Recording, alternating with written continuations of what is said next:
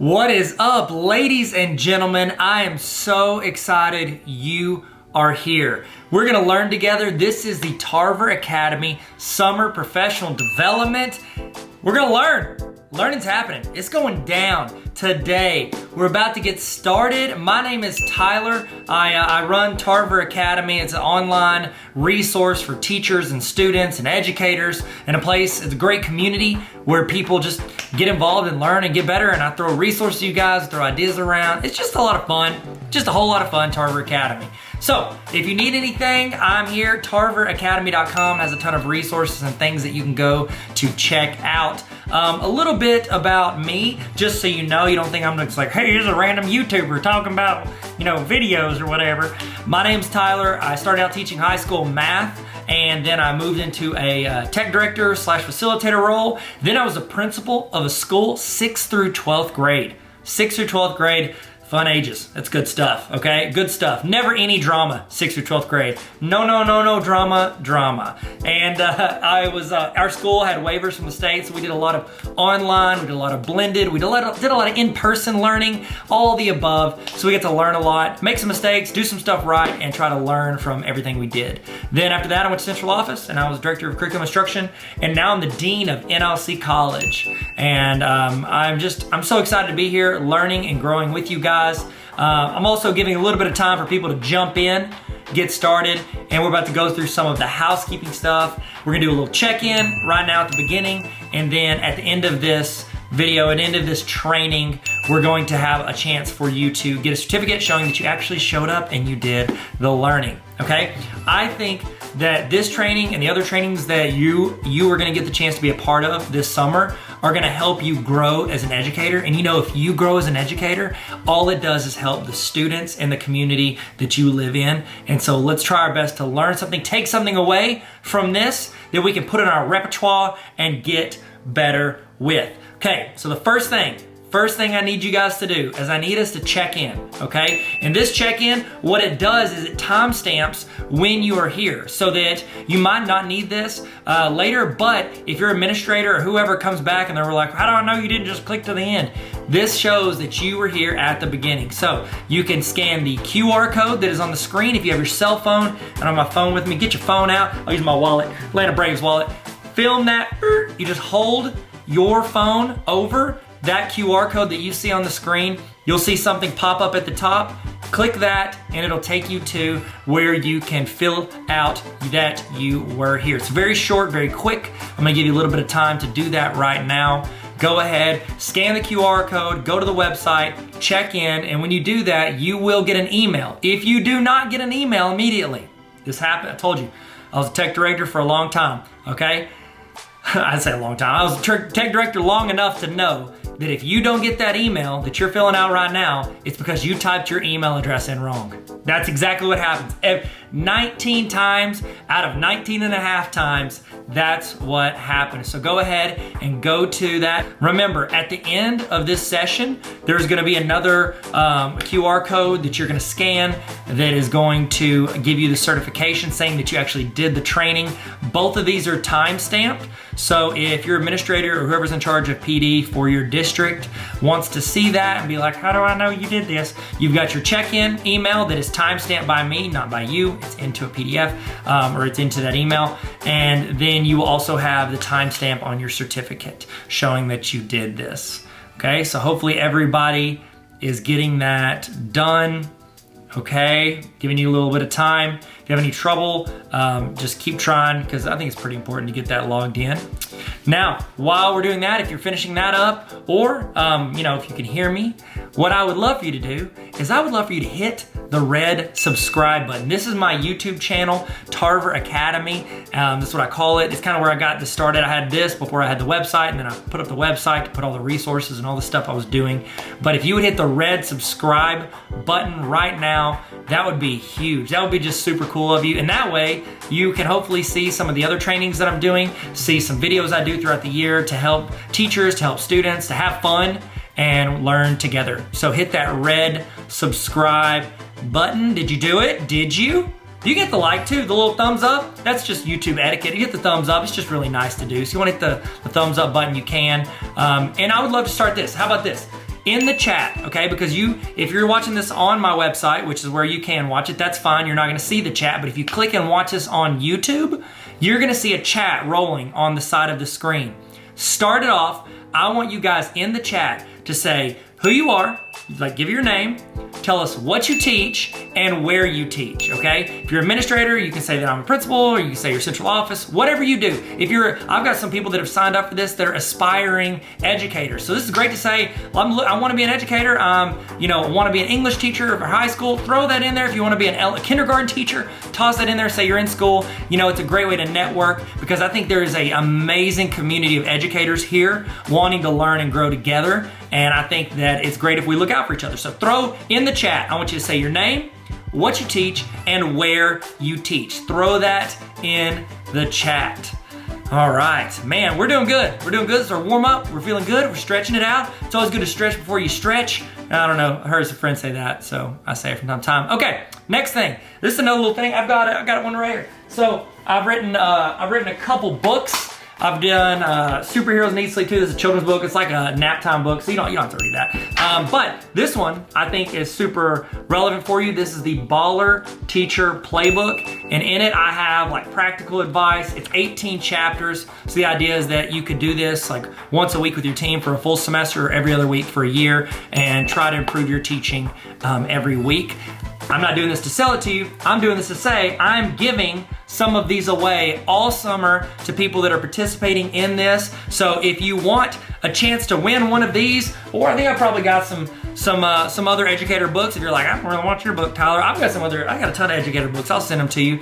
All you got to do, follow me on Instagram at Tyler Tarver. Follow me at Tyler Tarver on Instagram, and I'm gonna be giving these out throughout the summer. You might be the person I give it to. So follow me on Instagram, and then throw something in your Instagram story if you want, just to increase your chances of me seeing it. So I'm just gonna be clicking through. I see people follow on Instagram. I'm gonna throw out stuff to them. So random people get it. You might not, but you won't if you don't. So there we go. Y'all feeling good? Does everybody feel good? Everybody throw in the chat who they are, where they teach, what they teach.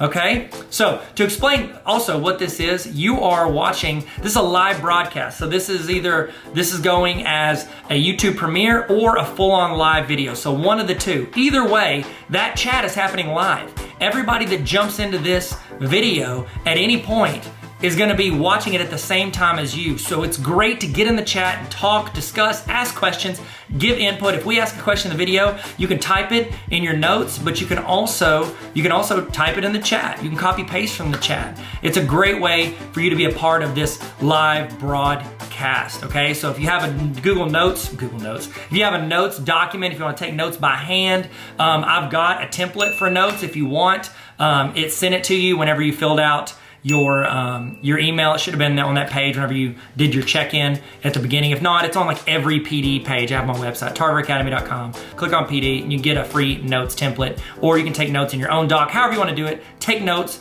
write down stuff that's relevant to you, and copy paste stuff that people put in the chat. There's gonna be people in the chat that are way smarter than me. And so I'd love for you to copy paste that into the notes, and you can take that and make your teaching game elevate.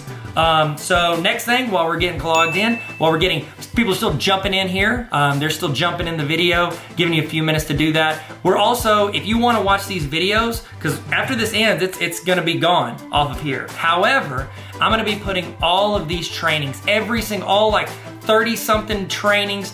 I think it's over like 120 hours worth of trainings. I'm putting all of that for people that join what I call the Tarver Academy Honor Roll. It's a small group of educators who are trying to get better every week, and I send out weekly emails during the school year to where you're getting templates, you're getting resources, back to school starter kits, you're getting templates for Google Forms, trainings, PDs, tons of stuff every single week delivered to your inbox, and also you have access to all of these trainings. That is available if you go to tarveracademy.com/honor roll if you want to. I think it's a great decision. I think it's a great decision. Nobody's in here. Who am I talking to? I'm not talking to anybody. Okay, y'all feel good? Y'all ready to start? Y'all feel good? This is a little warm up. We'll explain what's going on. Everybody feel good? 1 to 10. Put in the chat how you feel today. Or give me this, how about this? Give me an emoji of how you're feeling today. That'd be better, 1 to 10, or give me an emoji. I'd love to see it. Or just give me a word. You're like, I don't want to do an emoji. Give me a word. How you feeling today? And let's get rolling. Remember, input in the chat, take notes, learn, grow. Welcome to the best professional development that you're gonna do. Not guaranteed, but it's an opinion, but it's also true, but it might be biased, but it's gonna be a great summer. It's gonna be a great training. Hope you guys learn something. Hope this adds you value that you can then bring to your students and make your school, your community, yourself better in some way. Guys, we're about to get started. Y'all excited? Y'all ready? We're about to do this. Let's get ready to learn and have fun. Tarver Academy. Let's go. Let's go. Hit it. Hit it. Let's go. What is up, ladies and gentlemen, leaders? How are you guys doing? If you're watching this, I'm assuming you are a principal, you're a central office administrator, you're a leader, you're an aspiring leader. You're somebody who wants to learn, how do I get into the role of leadership? And if I am in the role of leadership, how can I maximize my building, my employees, which then maximizes my student learning and the people in that building? How can I help the most people? Here's the thing. Most of us, we get into administration, we try to move up the ladder of education, not because like, oh, we want people to, respect our authority or do what we say. I would assume most of us get into these roles because if you're a teacher, you impact 20 to 150 students a day. Okay, you impact that many students, or throughout the year, you impact that many students. Okay, if you move into the role of a facilitator or a principal or assistant principal, you get the opportunity to oversee, anywhere from 10 to 100 or 200 teachers. Then that influences, anywhere from 100 to a few thousand students. And then you move it to superintendent. Now you're influencing, thousands, if not tens of thousands of young people because of that pyramid of leadership. And it's one of the responsibilities why it's hard to be a leader, because so much relies on you and your decisions. And any decision you make up here is going to have a ripple effect, good or bad, on teachers and students and parents in the community. It's going to impact everybody. That's why it's super important as administrators to reflect on what we're doing, see why we're doing it, be as effective as we can in those roles, and then try to make ourselves better in order to make others better who make others better. I don't know if you guys have read in the chat. If you've read it, cool, let me know. It's John Maxwell's 5 Levels of Leadership. And he talks about how the best leaders are the ones that build up other leaders who build up other leaders. And I think school systems are set up perfectly to do just that. And so the role you have, or the role you want to have, that is a huge responsibility. And I think that if you are prepared to not only help others learn and grow, but to learn and grow yourself and always make things better, I think that you're going to see the biggest impact on your leadership in a positive way. And so I'm going to give you some thoughts on that a little bit here in a second. And I'm going to talk through today what to expect. That way, because your time is valuable, I don't want to waste your time. I want you to know what's coming. That way you can bounce if this is not what you want to be a part of and want to learn with. So the way today is set up is I'm going to start out with kind of like a talk. This is a chunk from a talk I gave to some educators at a conference, and I was talking about, authentic leadership in 2021. How do I lead in today's world? How do I lead in the current environment with the devices and technology and internet and all the things that are out there? How do I best lead my people? And to give you some context, you don't think like, oh, why is this 11th grader, who looks like he was running for student council vice president up here? I'm going to talk to it a little bit in a second, but to give you the quick recap, I taught, and then I was a director of technology / facilitator, and then I was a principal of a school that had a lot of online blended in-person learning. Then I went to central office and I was like an assistant superintendent. I shouldn't have that title of assistant superintendent. I had all the responsibilities though. I was director of curriculum instruction, communication technology, and personnel. It's the longest title ever. It looks super weird on business cards. And now I'm the dean of a college, so I run like a branch campus of a college. And I work with schools and I consult with schools. I work with teachers, make resources. I put stuff out there on TikTok and Instagram and YouTube. My goal is to help as many educators as I can, because I know if you make the teachers better, you make everything better. You make the students better. And I think you guys know that. And so my goal is to try to help you in at least one way today, to where you can take that, incorporate it, either an idea or a resource or a template. You take that and you make your school better through that. Okay. So the way it's going to roll out, the beginning, it's a talk that I gave on authentic leadership in 2021. I'm going to talk through that. After we get done with that, I'm really going to just kind of jump into resources and walkthroughs. And that's the idea, because as an ed, I've been in charge of budgets. I know that budgets are tight. And so all the resources I'm going to talk about today, yes, I have stuff that you could pay for. People that sign up for my honor roll, they sign up to where they can get resources and trainings all year. They sign up to where they can get access to trainings like this all year. That's my honor roll. If you hear me say honor roll, that's what that is. It's like a membership based on the teacher to where they can come in and they can learn on demand with everything we did this summer and everything I do in the future. It's there. So it's like I give a ton out for free, but then if you hear me say honor roll, that's the part that isn't. And then if I come speak at schools, I give them.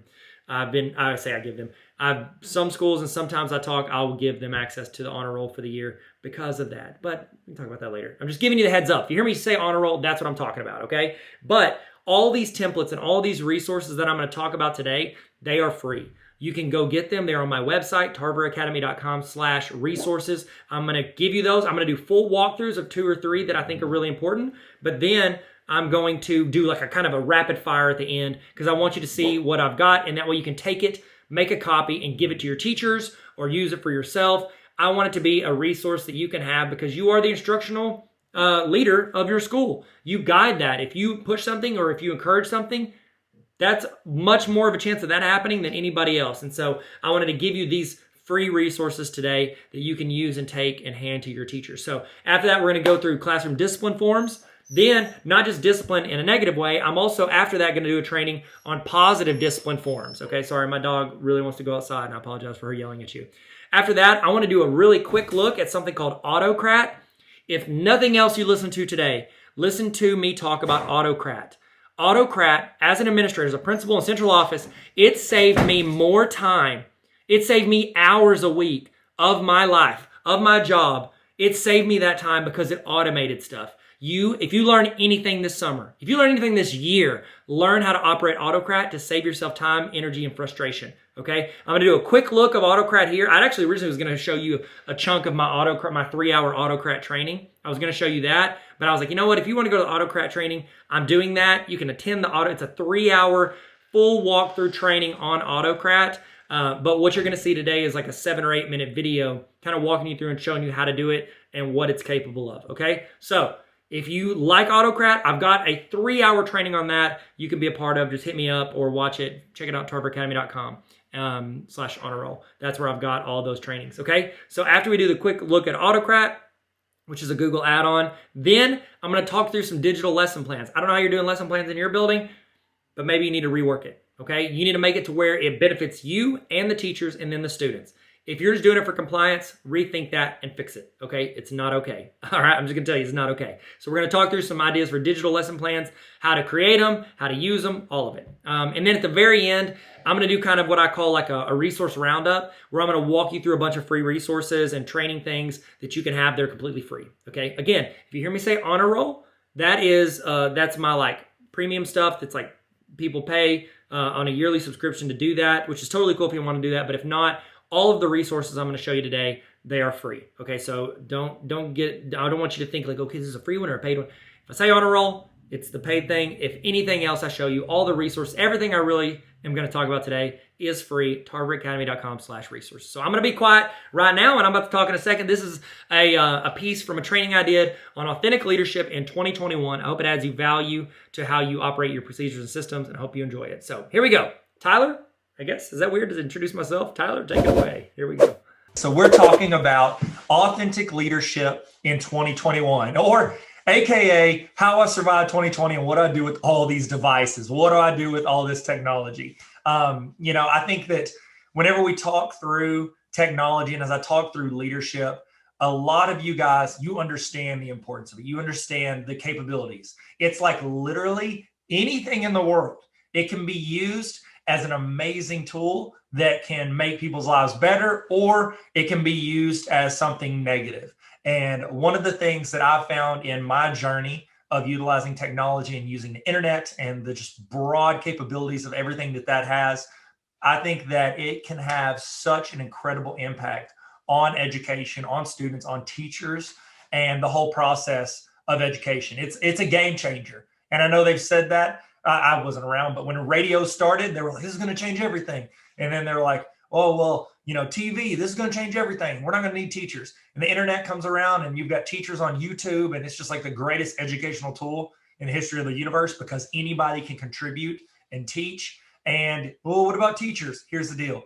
We are more important than ever because we are the ones that facilitate the learning. And we're going to talk more about that and how we lead in a world where people have one of these and has access to pretty much everything, every type of information in the world from their phone. So if you want this presentation, I've linked to it down there at my website, tarveracademy.com/admin.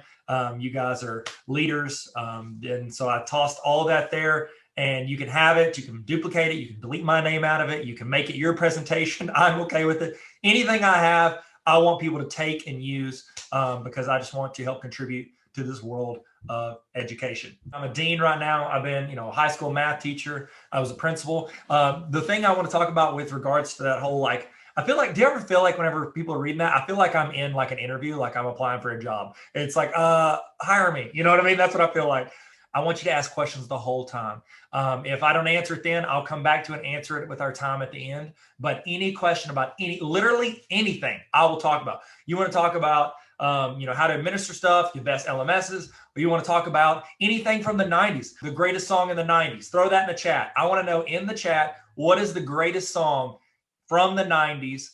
And I mean, you can give your opinion, but there's only one correct answer. It's Donna Lewis, I Love You Always Forever. And I think it's hard to argue that. So the thing from the list of stuff I've done, the one that I really want to lean in on is whenever I was a principal, I became a principal of a 6th through 12th grade building, and we got waivers from the state. I live in Arkansas. It's hard to tell from my New York accent, but whenever I became a principal, we got waivers from the state to where we had in-person classes. So students were in person. We had blended learning classes, and we had fully online. So students could come in and work 2 days, and the rest of the week they're working from home. They could work from home the whole time. And anytime a student had a need, we would work around that utilizing technology. And so what that meant is when I was the principal of that, and also I was, you know how they do whenever it's like a new thing, they're like, well, you could probably do something else. So technically I was principal / lead teacher. So I was teaching like 160 something courses that I was the teacher for. And that meant I'm like going in after school and grading and emailing and contacting them, but then also like handling every discipline issue, talking to parents, running the school. And so in that process of being a principal and starting that school and doing all of that back in like 2013. I always talk about it, say we were doing 2020 before 2020 was cool. And so we were sitting there, we learned so much, made a ton of mistakes, did some stuff right, but we made so many mistakes and learned from those and grew. And it helped shape how I view leadership, especially in an ever-changing technology-driven world. Other than that, I'm on YouTube, TikTok, Instagram. My goal is to help teachers and make their life easier and save them time. So if there's ever anything I can do for you, holla at your boy. I'm your boy. I wore this for the 90s thing. I'm gonna have to take it off because I'm starting to sweat now.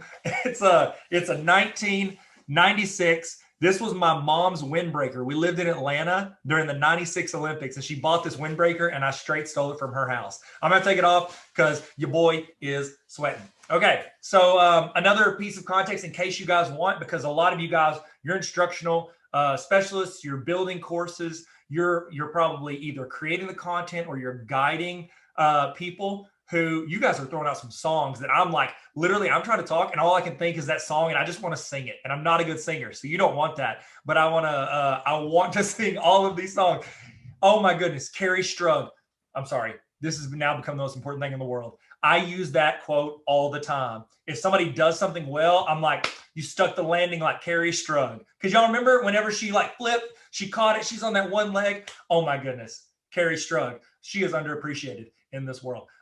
We need to, okay, question. What do you guys think? Road trip, we're gonna go hang out with Carrie Strug. Tyler, stay focused. Okay, another thing that might help if you wanna throw questions into the Q&A, I am also finishing up my doctorate, and my dissertation is on how to engage learners in online educational videos. So I'm going through tons of research studies how do we maximize student learning with video? How do we keep their attention? How do we engage them? So anything that you guys have questions on, I will tell you any personal experience I have from the thousands of YouTube videos I've made, or I'll try to help you from the research studies that other people have done on video. So throw those in the Q&A at any time. Okay. Okay, so here we go. Sorry, I'm trying to make sure you guys can see me. Losing my religion. Is that REM? I think it was REM. Man, I love the 90s. So good. Okay. You guys are leaders. And some of you are like, well, I have a boss. Doesn't matter. You are a leader. Classroom teachers are leaders. People that are building courses are leaders. You guys are impacting other people in the learning of students, the learning of instructors, the learning of teachers, people in your building. You are impacting their learning. One of the traps we fall into as educators, because a lot of times we get into education, we're probably pretty decent in education. It kind of came not natural for us, but we either worked hard or it came natural for us, or a combination of the two, synergy. And we did well at education. Okay. So what we think is, in our mind, we think that, oh no, I have to have all the answers. When I was teaching high school math, when I started, I was teaching remedial classes, then I taught geometry, and then I was teaching honors algebra 2. And I was always terrified teaching honors algebra 2 because I'm like, I have not covered algebra 2. I was a history major and I taught high school math. I'm so terrified about going to teach honors algebra 2 that I would get that one kid, his name's Austin, and his mom's like a middle school librarian, and he's like sits on the front row and he's like, yes, Mr. Tarver, how do we do this? And I'm like, I don't know. I was so terrified that I would not know the answer to a question, and that would lower my value in my classroom. Now, whenever you are leading, whenever you're teaching a class, when you're building a course, when you're leading other teachers, whenever you're doing any type of leadership, we have to get out of the mindset that we as the leader have to have all the answers. We do not have to have all the answers, okay? We need to change that mindset. We need to help people find the answers, because here's the deal. We heard that, that quote, it's about the journey, it's about the journey, not the destination. In education, our ultimate goal isn't just like, oh, cool, kid got an A on the test, they succeeded. Yes, that's an indicator that they learned it, but that is the final point in the journey. We want the destination. We want that student to learn how to learn. We want that student to learn how to study, how to ask the right questions, how to problem solve, how to be a critical thinker. We want to help guide them during their journey so that whenever they get to the destination, that's not them finishing the race. That's just showing what they've built along that journey. So if we change our mindset, as opposed to us being the bearer of all answers, we don't have to. This has a ton of answers. Cell phones have a ton of answers. We need to teach people how to go and find that information, discern it, and then be critical thinkers out of what they're learning. And so we are not the hero. We are not the expert. We need to become the guide. Has anybody ever read StoryBrand, ever done anything whenever you are like, with regards to like Donald Miller, Business Made Simple? They have a StoryBrand model, and I love it. I love the thought process. And I think we as educators, we do it a lot naturally. If you're an educator or you're in higher education, you're in the business world, we do this. Anybody that rises to a level of leadership, they usually don't do it because they're selfish and they're always thinking of themselves, okay? They do it because they empower and make others better. Those are the people that naturally rise to leadership. Now, granted, there are leaders sometimes that are just like, I'm an expert, blah, blah, blah. But they usually don't have teams under them because they don't need a team because they're the expert. The people that get put in charge of the most people are the ones that make other people better, that elevate others. Think of this. In Star Wars, who's the best Jedi in Empire Strikes Back? Who's the best Jedi? Yoda. Yoda's the best one. Dude's a boss as a Jedi. He's not the hero of the story. Luke Skywalker is. He's the guide. He helps Luke Skywalker rise to it. And the first one, in New Hope, it's Ben Kenobi. His job is to guide Luke to become the hero of the story. Whenever you are, Rudy. Y'all remember Rudy, the football one with Sean Astin? The guide in that is the janitor. He guides Rudy on the path to become the hero.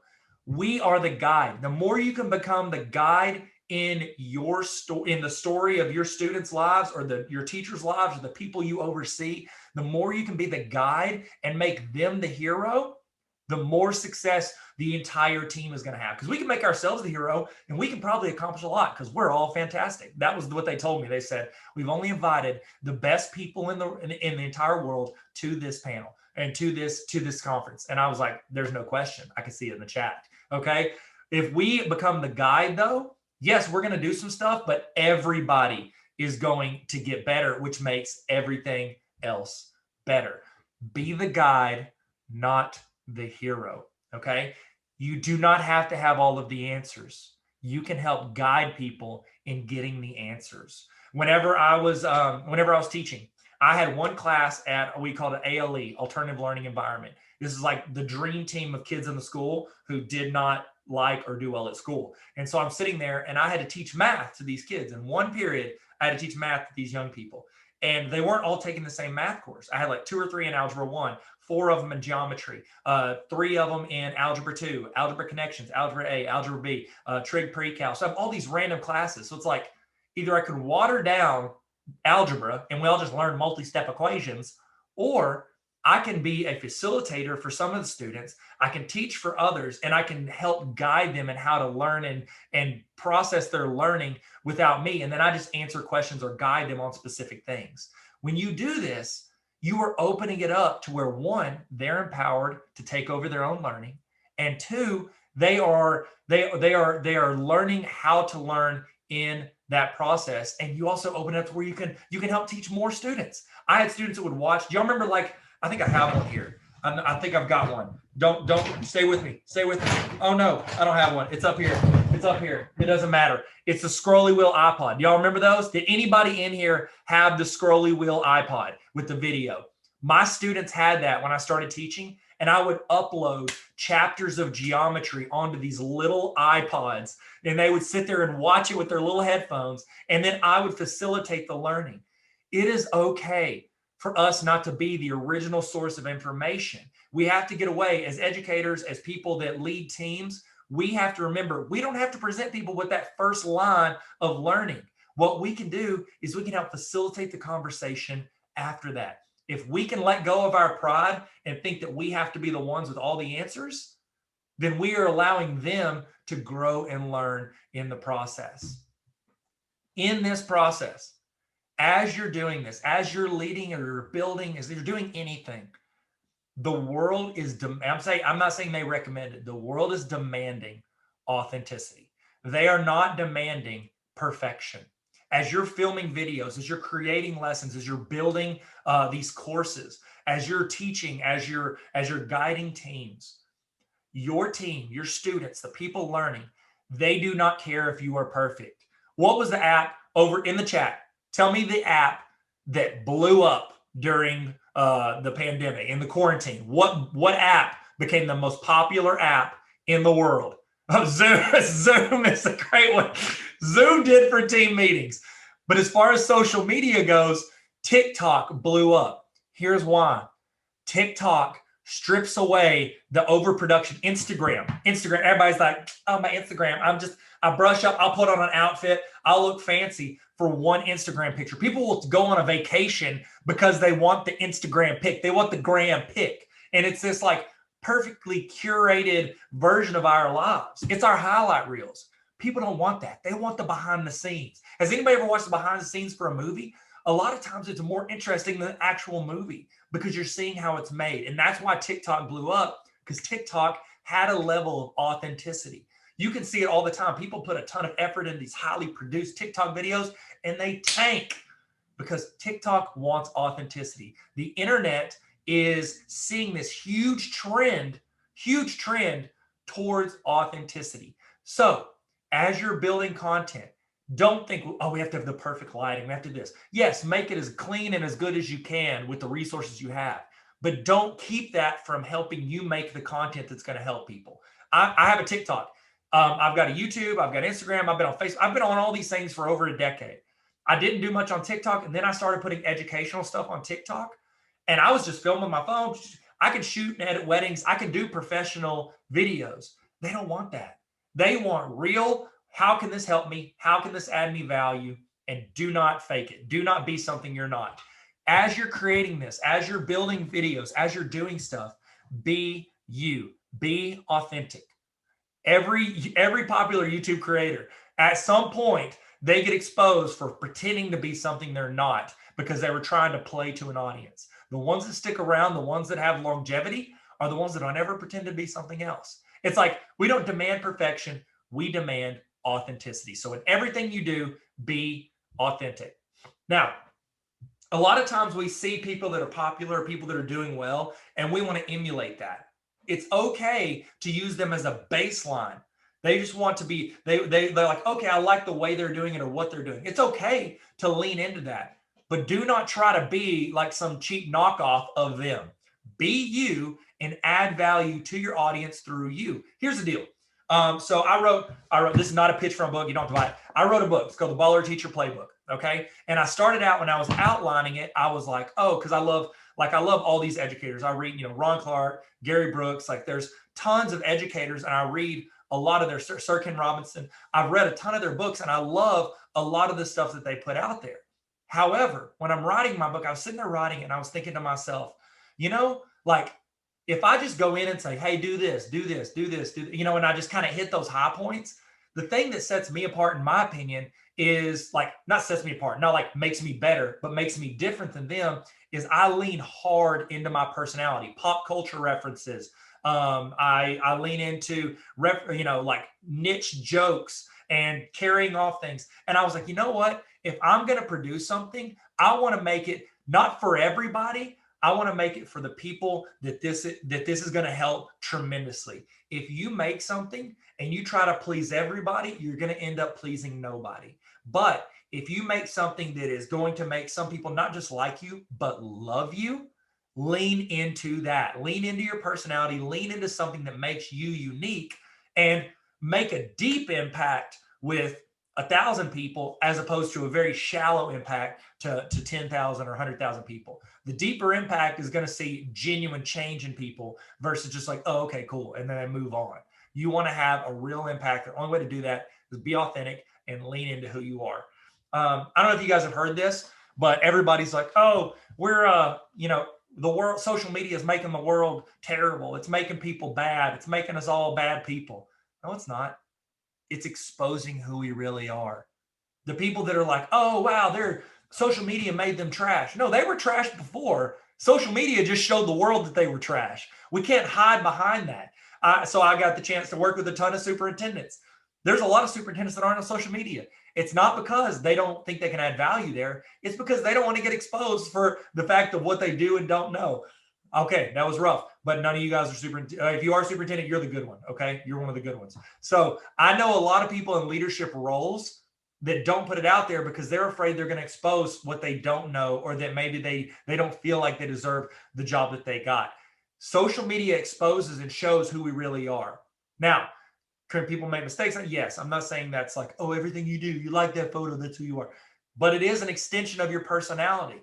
We got to remember, people run social media. On the other side of these accounts are human beings.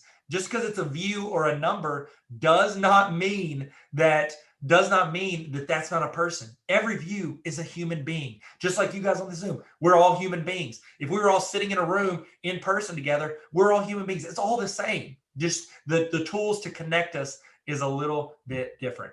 Now, so it was mentioned earlier that I'm a Google innovator. That's correct. I was selected with a group. I think there were 42 of us in 2019 that got the chance to go to Google headquarters in New York, and we get to spend a week there. And we proposed a project. We applied, proposed the project, a way to use Google to make either our community or our classroom or education better. And then some were approved. And out of all the educators in the United States, 42 of us got to go there. And we got to develop these projects, and we get to learn from people at Google. And we were guided by this process. And they had a really cool concept that I love to talk about, and that I think is a very novel way to think about things. They had something called a fail bell. We were sitting in these circular tables, groups of 6, and every table had a bell on it. We're working on these projects that we proposed that got approved by Google to be there. If at any point throughout the week we're working on our project and we realize, oh, wow, this could be better if I did this, or I need to drop this project because it already exists, or I'm doing this, but I don't think it's going to make as big of an impact as something else. We would ring that bell. We called it the fail bell. It means that we realized our project was going to fail in the way we had it on the current course it's on. Whenever anyone in that room heard a bell ringing, we all would start cheering. We were instructed to cheer when someone failed, because if someone showed that they found out that this is failing, you're right, it is part of the learning process. It means that they found that, yeah, this was great, good, great, whatever it was, but this is better. And they're willing to drop that idea and move on and do something better. Failure is not final. It's not the last chapter of our book unless we stop writing it. Whenever you're doing, somebody put in there, whenever I saw it, it was Chumbawamba. It was Tub Thumping by Chumbawamba, someone's favorite song. By the way, there are 2 CDs in the 90s that every human being owned. It was Chumbawamba's Tub Thumping and Space Jam soundtrack. We all owned it. Don't lie. We all own those 2 CDs. But in that song, there's a line. It says, I get knocked down, but I get up again. You're never going to keep me down. If we apply that into how we learn, into how we are growing, we are always getting better. Here's the deal, guys. If I'm gonna be real with y'all, I'm 35. And I was super not confident when I was a kid. I said sorry probably every other word. I should have patented the word sorry, because I was always apologizing for giving my opinion or thinking anything. Now, over time, it's like I've built up this confidence in certain areas, like 4 things. I don't know a lot about everything, but there's like 4 things that I feel like I know a lot about. If I'm sitting in a room and we're talking about one of those 4 things that I'm pretty confident in, and I think I have the best idea in the room, I'm like, this is what we should do. This is why we should do it. Here's my reasoning. I want to passionately back up my idea. I want to fight for my idea until I hear a better idea. If I'm sitting there and I'm pushing it and pushing it, and somebody else is like, well, what about this? I'm like, well, explain it to me. Why is that better? They explain it to me. I want to have the amount of mental capacity, the lack of pride to be like, oh my goodness, you are correct. That idea is better than my idea. I love my idea. It was the best idea in the room. We should have gone with it until I heard that. I drop my idea and I go with that. As you're developing things, as you're working with a team, as you're guiding students, adults, whoever you're guiding, have the best idea in the room until you hear a better idea, and then drop your idea and move on. If we're doing that, then we're always going to be making things better. Okay. Oh, cool. Look at that. I promise it didn't have this. It must have been something whenever it converted. I'm not trash at graphic. Well, I mean, I'm like medium at graphic design. Keys to modern leadership, and it got covered up. Efficiency. Here's the thing that technology does. Okay, there's 3 things that, in my opinion, that are super helpful with technology that we can all learn from. And if you can focus on it, it can help expand your universe faster and further. The first one is efficiency. Efficiency. Technology has allowed us to be more efficient in how we deliver content and how we grade content. I used to have to sit there and grade 100 bubble sheets for every math test I did. Now I can do Google Form. It'll auto grade. It'll send an automatic reply to my students as soon as they finish their test with their grade. And I can have video feedback based on every single answer they put that was incorrect or correct. It can automate that for me. And then that frees me up to work on community, to work on culture, to work with individual students. What technology does, if we leverage it correct, it allows us to go in and use that time in a way that might be more beneficial or go deeper with certain people that we wouldn't have before. So efficiency. Let's talk about efficiency. Here's what whenever I'm working with schools or consulting with people, this is what I like to, this is kind of the process I take them through. How many of you guys have heard this? You ask the question like, why do we still have this program, or why do we do this way? And they say, well, that's the way we've always done it. Has anybody ever heard that? I know none of us have ever heard that's the way we've always done it. But here's what I say. Anything you have, whether you created it or it was created 20 years ago, anything you do, I try to go through this process. Any program you have, any structure you have, say, is it necessary? I work with a lot of educators, teachers. Every year, more stuff is given to teachers. Hey, we need you to do this. We need to start doing these lesson plans. We need you to start doing this evaluation system. You got to fill out this Bloom board. You have to go in and create this test account. Like, you have to do all these things. At what point are they like, okay, we're going to take this off your plate so we can put this on your plate? No, it's like we keep shoving the sloppy joes on it. Y'all remember that SNL? You want some sloppy joes? And so, no, that was Billy Madison. I know how you kids love your sloppy joes, and they just keep piling it on your plate. That's what it feels like for a lot of us on our plate. We keep handed stuff to do, but it's not like you were sitting there like, oh, I don't mind adding this 2 hours a week to my plate. I was just hanging out for 3 hours a day doing nothing, looking for something to be added. So to do that, we have to decide, is this program or these other programs we've been doing, are they necessary? If it's necessary to help students or to help people, keep it, okay? If it's not necessary, okay? And also, if it's necessary, think of this. If the Board of Education requires it, that falls under necessary. So there's stuff you're like, this is a waste of time, but we have to do it because we're told to do it. That falls under necessary. If it is, if you have to do it, is it making you better? Is it making other people better? Is it improving things? If it's just keeping things baseline, we need to change it. We got to reevaluate. We got to see if there's something better that we could do to make us better. And then if it is, how can it be more efficient? If you have to do it, it makes you better. How can we be more efficient? How can we trim up time? There's one thing every human on planet Earth has in common, and that's how much time is in their day. How can I start chipping away and freeing up that time and be more efficient? Easy one. Have anybody ever used Autocrat? If you use Google at all, if you use Gmail, Google Sheets, Docs, Forms, Slides, all that, Autocrat is an amazing add-on. Again, I don't work for Autocrat. I don't work for Google. This is just, I'm throwing this out there. Spend 20 minutes learning Autocrat. It as an administrator, it saved me about 6 hours a week of work because of what it automated from people putting into Google Forms. Try to find programs and things that can help automate certain things, expedite certain things to save you time. Email templates. That's super helpful as well. That's going to expedite things as well. I've got some links in here. Again, it was tarveracademy.com/admin, and I've got links to this presentation. Download them, keep them. If you can't find them, email me. I'll send it to you. I want you guys to have these resources to help. I did this with PD, professional development. I was in charge of PD for our district when I went to central office. And I was noticing that my teachers were wasting a lot of their time filling out these forms on paper and handing it to a principal. And then they go to some PDs they don't need. And then I'm like, you have to go to this one. Like, I already went to this one. And I was like, well, I didn't see your PD sheet. I didn't know you were going to go to that. I set it up to where it automates into a form, into a sheet. We all check off on it. It happens immediately, and it saves us time and frustration. Figure out the areas you can be more efficient and save time with different programs. One of the huge areas is video. In the chat, are you making videos? Are you recording any videos to instruct people on stuff or to help people with anything? Does anybody ever done this? Whenever you sit in a meeting, you spend 30 minutes or an hour and you sit there and you get out and you're like, this could have been an email.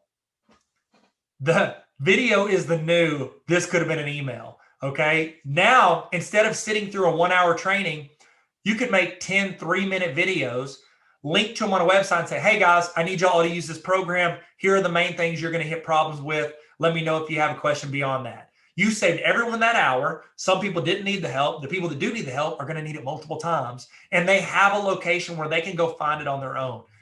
We now have the ability to differentiate based on what people need because of technology.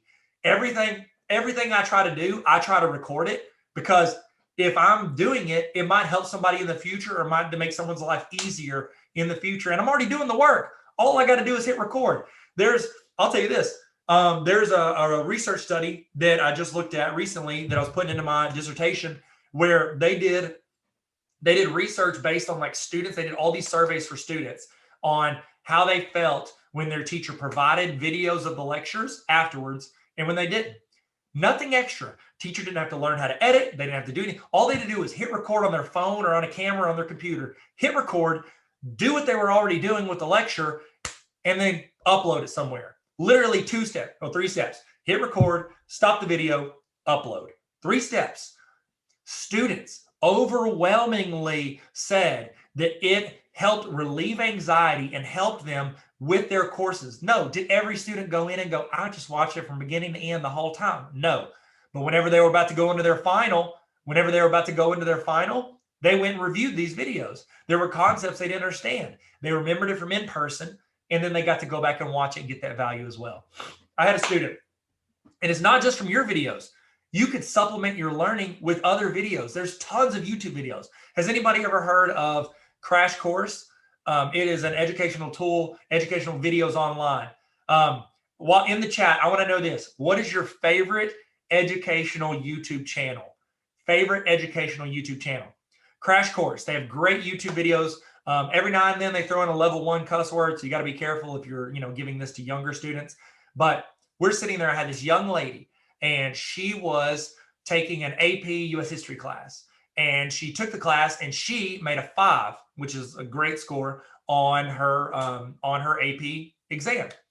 Now, not the rest of the students, they did not make that level of grade. So we were like, okay, we know she's smart, but how does she do so much better than the other students? So we met with her because she was 11th grader when she took it. We've met with her as a senior, and we just chatted with her. Myself and another principal, we were like, hey, we're so proud of you. It's incredible what you did. What do you contribute your learning to? What do you contribute the success of you on that test to? And this is what she said. And this is a quote. I'm not changing this. I'm not trying to amp this up for you. She said, and I quote, 90% of what I learned for that AP exam, I learned in the 3 weeks leading up to it from Crash Course on YouTube. She learned from a YouTube video. Now, did she learn in class? I'm sure she did. Is she a smart young lady? Absolutely. But she took that on her own, watched those videos, reviewed, and made a 5 on that exam. We can use our videos and other educators' videos to supplement learning in a way that was not available whenever we were younger. I remember when I was a senior, I had to write a 12-page paper on the influence of the Norman invasion on the English language. I remember going to the public library and sitting there, and literally, I had no clue what I was talking about. I'm searching in Norman invasion. I'm searching English language, and I'm looking for overlap. Now, I could go on and probably watch a YouTube video of somebody breaking it down for me in 10 minutes and use that as a resource to kind of get the concepts and then go into deeper learning on different pages. We have this access. Why are we not using it? It's also a great way for you to go in, and give these checkpoints with your students, with the people that work for you. I call this community connection. You can be more efficient. And this is a video from like 2013. When I was a principal, I had students with our school that were all over the place. Some were at home, some were in a couple periods a day, some were in the whole day. I didn't have a chance to do announcements. I didn't get a chance to see all those students. I wanted to build a connection, but also give them the announcements and their parents the announcements. Because believe it or not everything you give a student gets all the way home. So what I did was I would record, I'd pull a couple students in, we'd talk, joke around for 5 minutes, and I would read through the announcements and talk through what was coming up that day or that week. And then we made that a daily show, and I would email it to my students and they would watch it. We were able to build inside jokes, community connection, but also be informative with super easy. Like, this is not high quality. This is not a high quality video. It was done through like a Mac desktop computer. So it's not anything that's revolutionary. It's just us showing our personality, featuring other students to brag about them and show the stuff they're doing and connect with students. Find those areas that you can do that. Now, is there a way to make videos optimize on the engagement? Yes, I'm literally writing a paper on it right now. The framework for my dissertation, I'm using, it's Myers, his study on the cognitive theory of multimedia learning. And it talks about how we maximize the audio and the video, like what we're seeing and what we're hearing. How can we maximize that to connect with previous learning and maximize the engagement and the learning that's happening with people? As you get more comfortable with editing, as you get more comfortable with creating, these videos, you're going to start leaning into what works. Okay. And I actually have a template. If you want to screenshot this or if you have access to it, here's a template you can use from this based on my research right now. It might change in 6 months or, I think hopefully I'm done, defending within like 6 months. And it may change by the end of it, but this is what I'm finding is a decent template for creating a video. You want to start with branding because that's going to help tag who you are, but then you want to address them individually. hey, how are you doing? Are you doing well? How can I help you? You say you. That's one of the problems. A simple thing to start a video. Don't be like, hey, everybody, I'm so glad you're here. They're not watching it in a room full of people. They're probably watching it on their cell phone, staring at it like this. So when you're talking, look down the camera and go, hey, how are you today? Are you having a good day? Did that right there, that 3 seconds, did that feel like I was talking to you? I hope so, because you're looking directly at me and I'm looking directly at you. Even though I could pre-record it, I could do it on Zoom. You want to talk to people. Thank you. Thank you. I appreciate that, Dr. Carpenter Turner. I appreciate that a lot. I hope I do well. Here's this if you want to screenshot it. And then I've actually got a template here if you want to use it. And I'll give that link if you need it later. And it kicks your brain back into gear. Absolutely. It triggers you back in to know that they're talking to you. Here's another one. This is a quick informational on when and how to do video. What am I trying to get across? Be as efficient as possible. There's another research study they did. And they did this with medical students. And so what they did was they took a class and they split the class in two. This chunk of students, they did a Zoom, Skype, I don't remember what it was. They did essentially this conference call with them as they're instructing. Okay, it wasn't a bunch of back and forth. It was them teaching synchronous. Then for the other ones, they recorded the video and they just said, hey, watch this on your own time. They did not see a significant difference in the learning between those two. Where they saw the significant increase in learning was whenever they had individual follow-up. So if we only have a certain amount of time, why not record the video, say, watch this, I'll handle individual questions. We've just freed ourselves up for 30 minutes or an hour whenever you could. We just freed ourselves up for that time so that now we can address people individually during that hour, as opposed to teaching or reteaching multiple times throughout the day.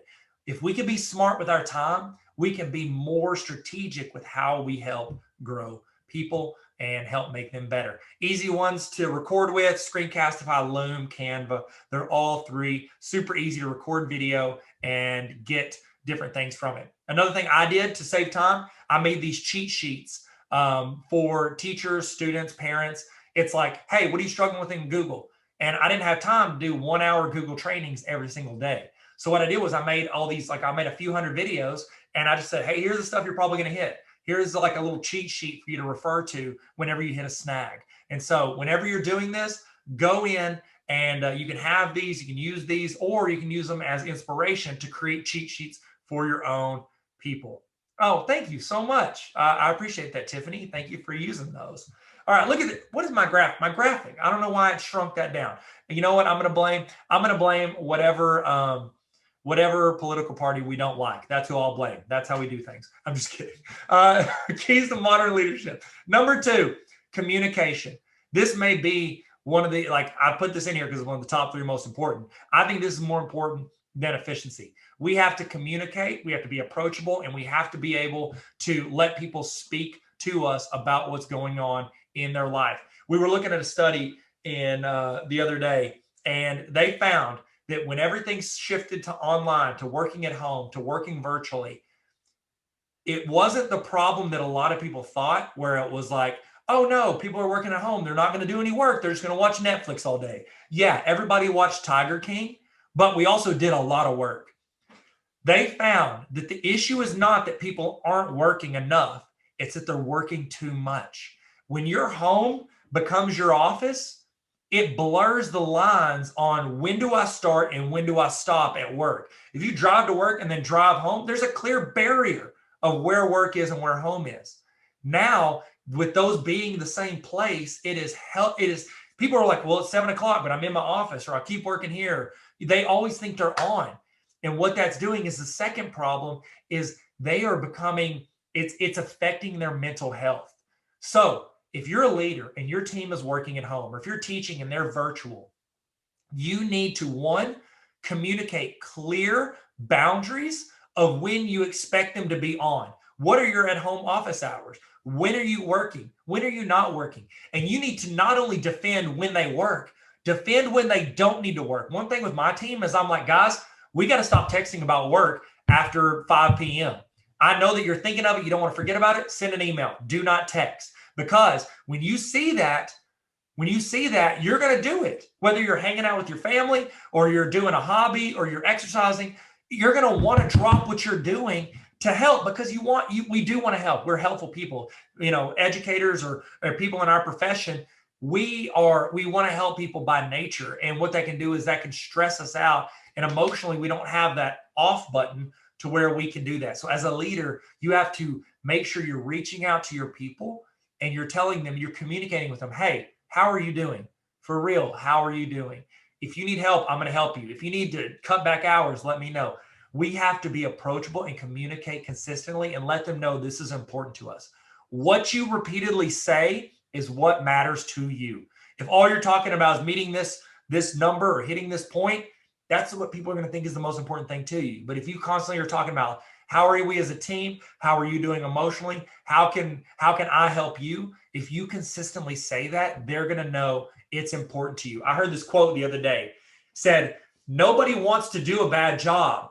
They just don't know what they're supposed to do a good job. If you're happy with something, we can all think of an employee or people that work with us or a student that isn't very good. We're like, they're not very good. I don't think people want to do a bad job. They just don't understand how to do it. Think of, as a teacher, my worst discipline issues in class, they were not because a student was just wanting to be bad or wanting to cause disruption. It's because they didn't understand how to do the assignment, and their way of coping with not looking like they're dumb is to just act up. And that way the focus is off. I don't know how to do this. The focus is on, oh, look, I'm doing this and I'm going to try to get away with it. I had a teacher and he was constantly causing one of my principals issues.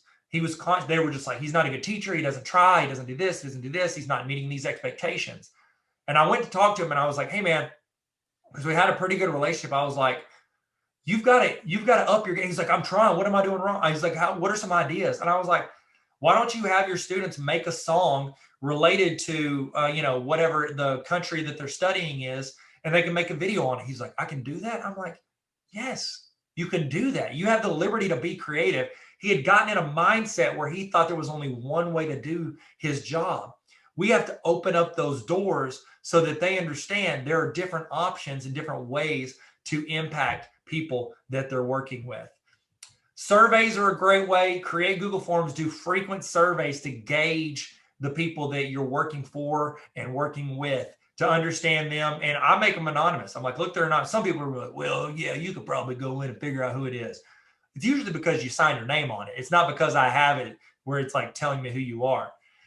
We did a schedule. It was like it's called the Flex Mod schedule. And we tried it at our high school and it gave students a lot of free time. I wanted to understand frequently, every 2 weeks, we did this survey with students and teachers. We wanted to find out, how do you like this? How can we make it better? We were constantly trying to improve it. We had people that loved it and we had some people that hated it. And so it was very, very good way to reach out to the people that hated it and be like, how can we make this better? Another thing we tried to do, I tried to communicate with my teachers, because if you don't tell them, somebody's going to say something else. So we started doing a state of the district report. Every month, I would take in these questions. I would take in anything. Literally, they could ask us anything that we were doing in leadership. And I would put it on a Google Doc and I would try to address every single thing that we were doing. Try to ask your people questions and then help clarify the things that they are not understanding. If you don't explain to them the reasoning or the intent, they will create their own narrative. One of my favorite quotes is, if you don't like what people are saying, change the conversation. It's from Mad Men. Whenever you have people, if you don't, this, anybody's worked in any organization ever, whenever leadership is not clear on the direction, the vision, the intent for decisions, people make up a narrative and it gets crazy. You have to be clear in what you're doing and always provide that narrative so people understand. And the last thing I want to talk about today is community. You have to build community among your people. If they don't feel like they're a part of it, they're never going to be fully bought in. So how can we build community in today's world? Okay, here's a great quote by Alice Keeler that I like. It says, good teachers can't be replaced by technology. Technology allows teachers to spend more time on the learners and on building relationships. The most important thing we do, above communication, above efficiency, is we've got to build connections with the people that we work for and work with. If you do that, they're going to give you grace. They're going to be more approachable. They're going to tell you where you're lacking or you could be better at communication so that you can improve that or efficiency. If they feel like they're wasting their time and you have a good relationship, they'll tell you. If not, they're just going to complain about it to the person they work next to and never tell a person who can actually make a difference on what you're doing. Okay. Technology, you need to ask them to join the conversation. You need to feel like they have valid input. This goes for every organization. It goes for YouTubers. It goes for TikTokers. If you ignore the people you're serving, they're going to stop talking to you and they're eventually going to stop watching. You need to create community. And if you have, say you're an instructional facilitator, you're building a distance learning course, you need to make routine. It's not just all business. Learn this, take this, learn this, take this. You need to build community connection points. Hey, how are you guys doing? Oh, you know what? Before we get started today, I want to talk to you about my favorite pizza place. What is your favorite pizza place to eat at? Mine's Blaze Pizza. I love putting broccoli on my pizza. Sounds gross, but it tastes pretty good after it's heated up. So you need to I would then say, hey, I want to know your favorite pizza place. Toss it in the comments and then reply to the comments. Something that simple builds a connection point and helps them feel like they are a part of it. Another thing that you need to do in leadership, have everyone's back and let them know that you have their back. Does anybody remember Captain Planet? Speaking of 90s, does anybody remember Captain Planet? Captain Planet, he's our hero, taking villains down to zero. Is that right? Out of all the superheroes in all the world, Captain Planet is the most unrealistic superhero. And you're like, Superman's from a planet called Krypton and he can blah, blah. I get it. Some far-fetched stuff out there. Captain Planet is the most unreliable one to actually happen. And here's why. Captain Planet's entire existence depends on 5 teenagers with superpower rings being friends longer than 2 weeks. Whenever you are trying to build something of value, you need people to communicate and build authentic relationships and stick together, even when we frustrate each other. There were episodes of Captain Planet where that fire dude, he was a hothead. He would make some terrible decisions. He burned some stuff. And then everybody like Earth and Water got to bail him out. We make rash decisions, but if the relationship's there, we can forgive, learn, and grow from it. Remember, failure is not final as long as we communicate and we're willing to grow and learn. You are all on the same team. When I'd have parents call me ticked off when I was a principal, y'all are out to get my kid. I'd be like, here's how it started. I'd say, hey, here's the deal. I need to let you know my mission. My mission is to make your child and every child here as successful as they can be and help them as much as I can with the time I have them here. Is your job to also make your kid as successful as possible? Well, yes, it is. Awesome. Sounds like we're on the same team. Let's figure this out. I read this book. Have you ever read Never Split the Difference? It's this FBI negotiator, and he talks about whenever we get into an argument with somebody, it's not about me versus them. It's both of us versus the situation. We have to stop looking at things like it's us versus everybody else's opinion. It's all of us versus the situation. We want to solve that situation. We're going to work as a team, and authentic and genuine relationships is the way to do it. It's a lot easier to win when everybody's on your team. That's what's up. This is a very niche slide, but for 2 people, they're going to really respect it. Okay. Trust. Y'all remember trust falls? I don't think y'all can hear this. Do y'all remember trust falls? Whenever you close your eyes and somebody falls and you catch them. Here's this girl and this young lady. She's doing a trust fall with her sister. She's going to fall and her sister's going to catch her. Here we go. 3, 2, 1. Here we go. Fall into her arms. She's crying. She's upset. She's frustrated. She's mad about it. Here's the deal. Did her or her sister ever think at any point that young lady was going to get hurt? No, they didn't. They both had faith. They both trusted each other and they were going to follow through. What the problem was a lack of communication. We have to communicate. We have to communicate our intentions, our plan. I say this every time I'm in the room and I've got 2 people that are mad. 2 teachers are mad at each other. 2 administrators are mad at each other. If you have good people that are focused on the same mission and they're frustrated with each other, that is a lack of communication. All they need to do is they need to build that relationship to where they feel comfortable trusting each other because they communicate and they're willing to talk through their ideas and intentions. When you have two people mad at each other that are good people, it's because it's a lack of communication. We have to bridge that through solid relationships. Solid relationships. This is one of my favorite quotes. I used to ask this in all of our interviews. No significant learning occurs without a significant relationship. That goes for teachers to students, but also it goes from administrators and leaders to teachers. You're not going to grow and you're not going to help others grow unless there's a significant relationship there. Yes, they can learn a little bit. They can watch you. People watch my YouTube videos all the time for math or technology or whatever it is, and they're probably learning something. But no significant learning occurs unless there's a significant relationship there. And that's what we need to work on first. And then we're going to see that learning grow as we go. Last thing, and then I want you to throw your questions in. It's not creepy because we're not in the same room with each other. What I want you to do is I want you to close your eyes. Everybody close your eyes right now.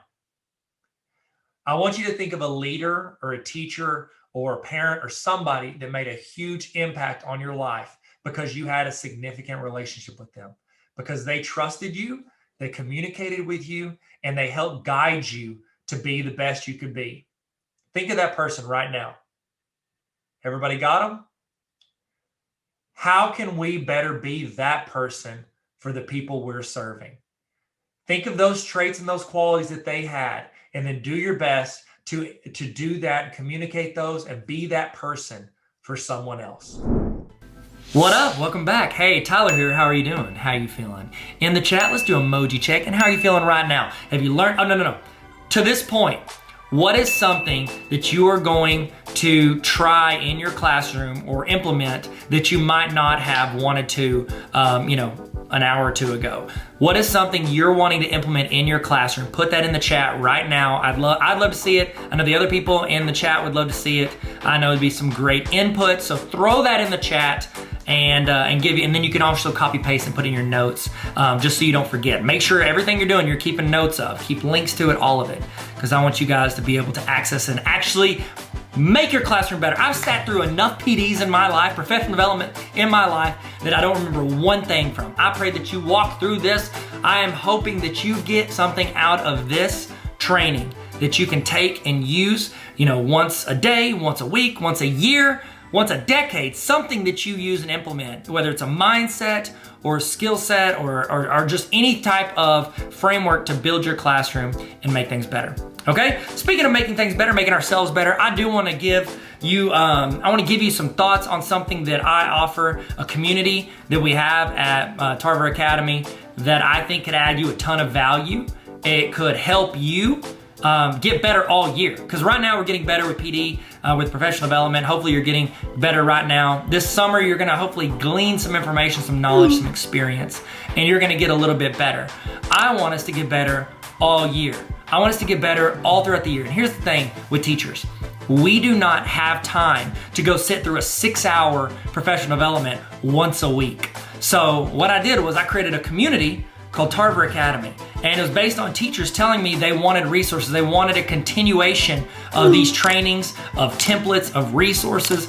They wanted to be handed to them, because if you go out and search for it, you're gonna find random stuff. They wanted stuff that could be applied to their classroom, that they can sit there, bite-sized professional development for busy teachers.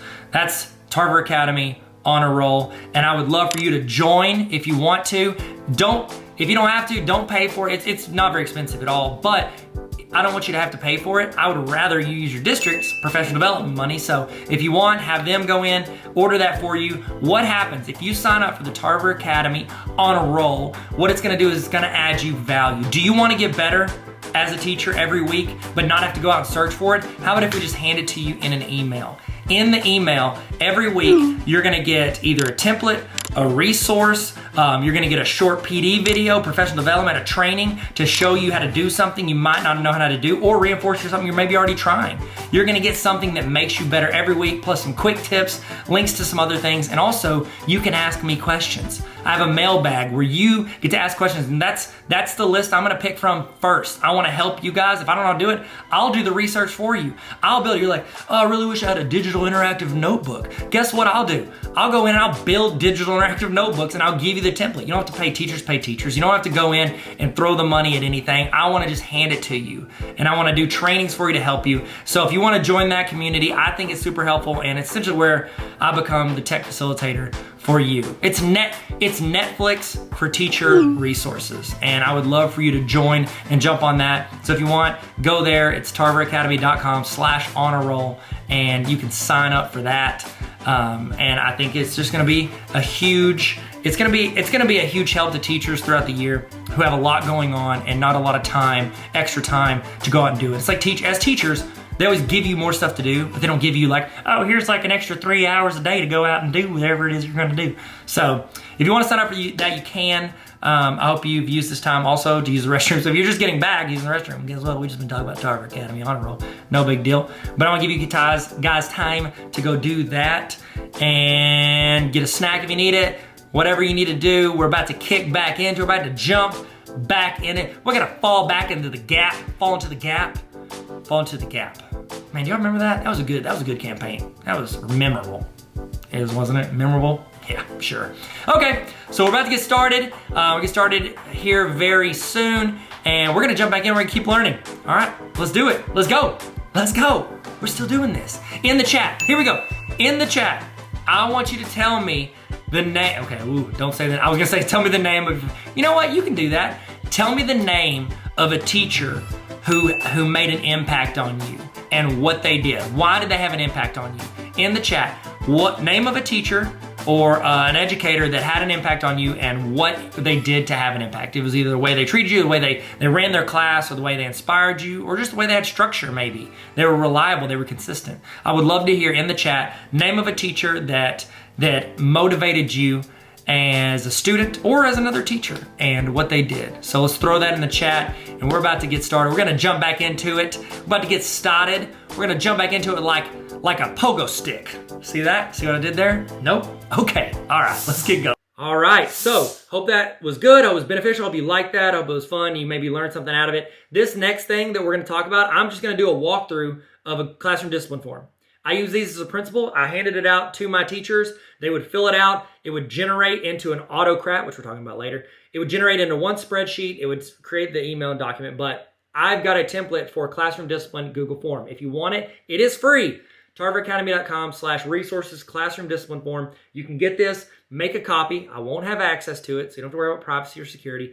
I won't have access to it. You can give this to your teachers so they can submit their discipline directly to you, and you can get better every year. Look at all the data and keep getting better. It's all about reflecting and getting better, not just doing it because we do it. Reflect and get better. So here we go. Classroom discipline form walkthrough. Today we're going through this classroom discipline form. If you don't have one of these, I'm going to show you a template, give you a template, walk you through the whole process from making a copy of it all the way to editing it to fit your class, and also talk through some of the benefits of using it and to show you some of the results you get when you use it for a full year. Now, if your principal does not use this, I would recommend sending your principal this link because they need to be using something like this. If they pay for a program, that's fine. Some people like to pay for programs for this stuff, but either way, they should be using. If they're using those triplicate forms, you know, those white, yellow, pink forms that I used to use when I first became a principal, don't use those. They're expensive and they don't give you the kind of data that this gives you. So I used to, when I was a principal, I gave this out to all of my teachers, and it gave us really good data that we could use to make changes, to make our school better, to help our teachers, to help our students. But also, even if your principal doesn't have one of these, you need one of these for your class. It is something you need to have as extra documentation. If you have a list of student discipline issues and you walk into a parent-teacher conference, you can hand this over to the parents and be like, hey, here's a list of things that your student did. You can send it to them once a week, once every 9 weeks, once a semester, or never. It's just documentation for you to have proof of whenever students act up in your class. Now, that's for parents. For principals, as someone who's been a teacher and someone who's been a principal or administrator, what I recommend is, because if little Johnny is in your class and little Johnny's acting up a little bit every day, it's a little bit every day. It's not enough to be like, oh, send him to the office. It's just like you're verbally correcting him or you're guiding him and he's still acting up. And then after 3 weeks, little Johnny like clicks a pen, does that. And then you're like, that's it, little Johnny, go to the office. And you send him to the principal's office. As a principal, when little Johnny comes in there, I'm like, what did you do? And he's like, I was clicking a pen. I'm like, that's it? He's like, yeah, I was just clicking a pen. He's not going to tell me the full story. He's not going to say that he was pushing your buttons. Get it? Pushing your buttons? He's not going to say he was pushing your buttons for 3 weeks every single day. He's going to talk about the last thing that got him sent there. But if you have your own classroom discipline form, you could just sort by his name, copy, paste in an email, send it to the principal. You have to have context to give your principal so that they can follow through in a way that makes sense to you. I've had so many teachers, I've seen it when I was a principal and when I was at central office happening to other principals, teachers that get frustrated because they have the context of every day for 45 minutes with this young student who's acting up. And then when they send it to the principal only has the last incident that got them sent there. So having this is something that gives context to your principal for anything that you need. So I'm going to walk you through getting the template. That's what we're going to do first.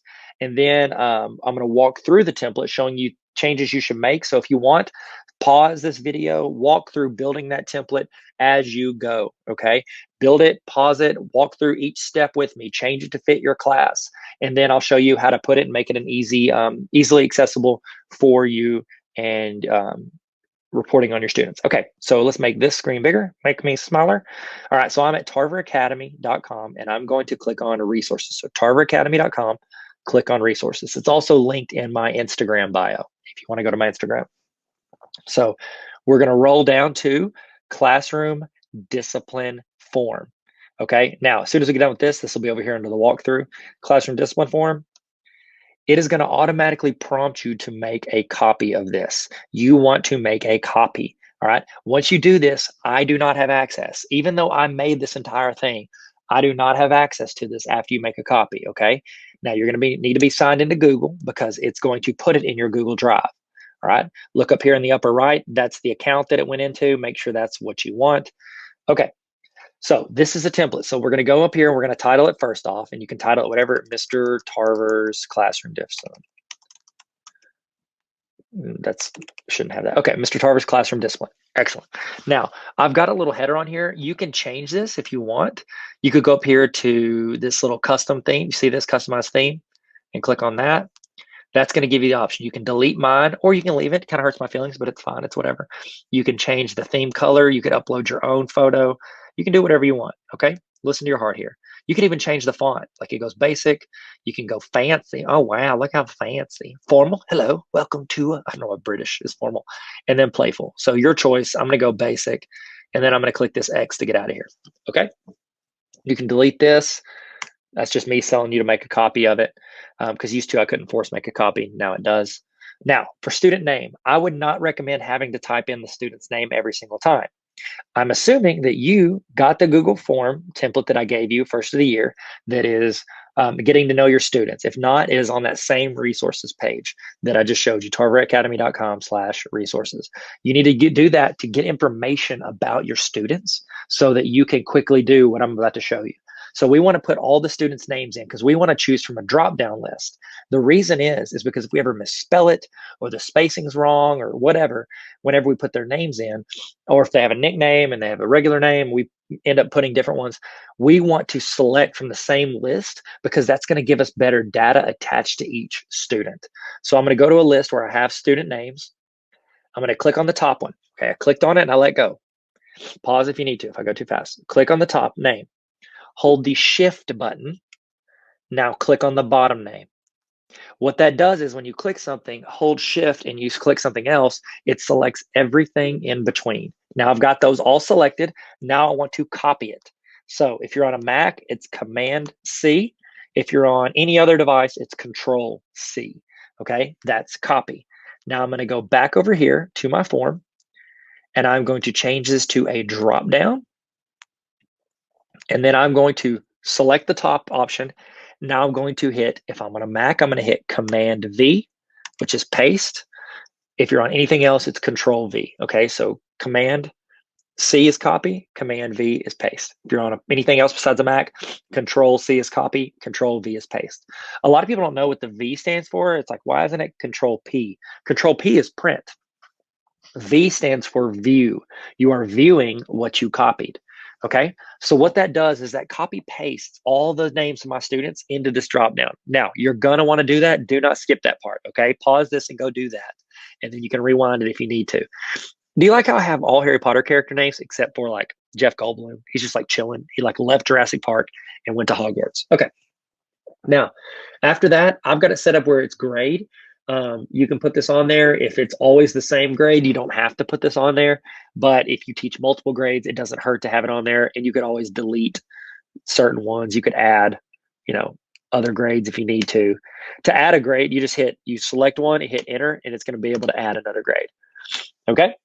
Then date of incident. Now, here's the deal. If you fill this Google form out immediately after it happens every time, you don't have to do this part. You can delete this by hitting that trash can, because what it does is this timestamps every single entry that you have. That allows you to, it allows it to tag whenever you submitted it. Now, we don't always get the chance to submit them all immediately after they happen. Sometimes it happens, we verbally correct somebody, and then we have to do something else. And then it's like 2 hours later or the next day, we remember and we go back. So date of incident, this is where you would select it and it's set up for you. Class period. I would cut out anything like, say I don't teach fourth and fifth, like I've got a prep and sports or something. I don't know. You can select it. You can title them. You could say third, geometry if you want. You could title them however fits your class the best. Okay. And you might even delete that altogether if it like you don't have class periods. You just want to put when it happened.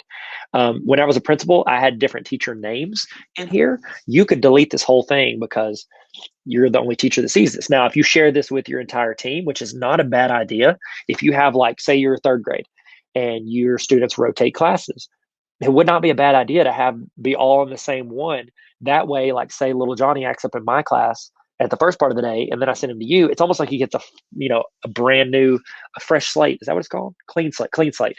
He gets a clean slate. How did I know that? I'm so sorry.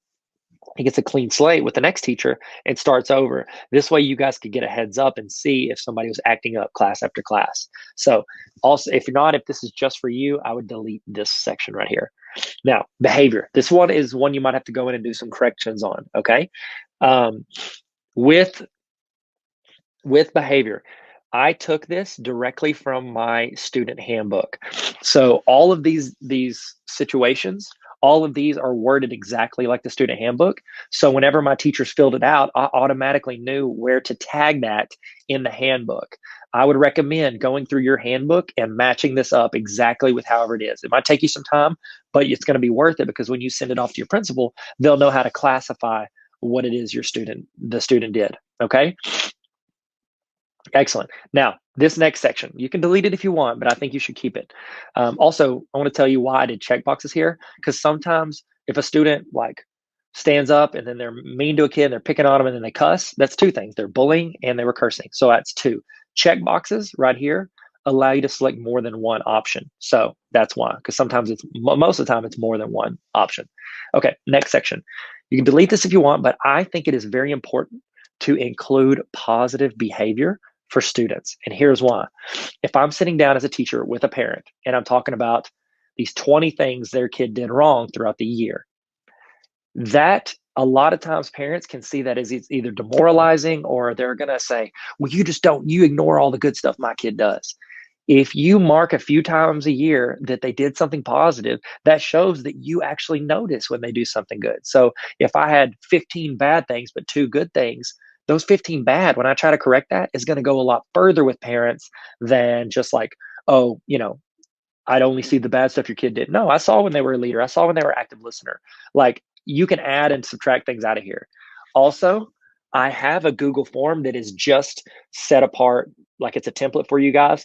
It's called positive behavior. It's like this, but it's only set up for positive behavior. And I've got like a list of like, I don't know, a bunch of positive behaviors. So if you want that, you can have it, or you can combine them into the same form. So it's your call, but that template is on tarveracademy.com/resources. You can make a copy of it right now. Okay. Teacher intervention. What did you do? This is the one you're going to use most of the time as verbal warning. That's one reason I say if you're going to use this for your class, make this as compact as possible, because the longer this form is, the less you're going to want to fill it out for like a verbal warning. You're going to be like, it's just a verbal warning. Those are things you need to you need to mark. And this might change too if you're doing like a hybrid or a virtual class. You might have to mix this up a little bit, okay?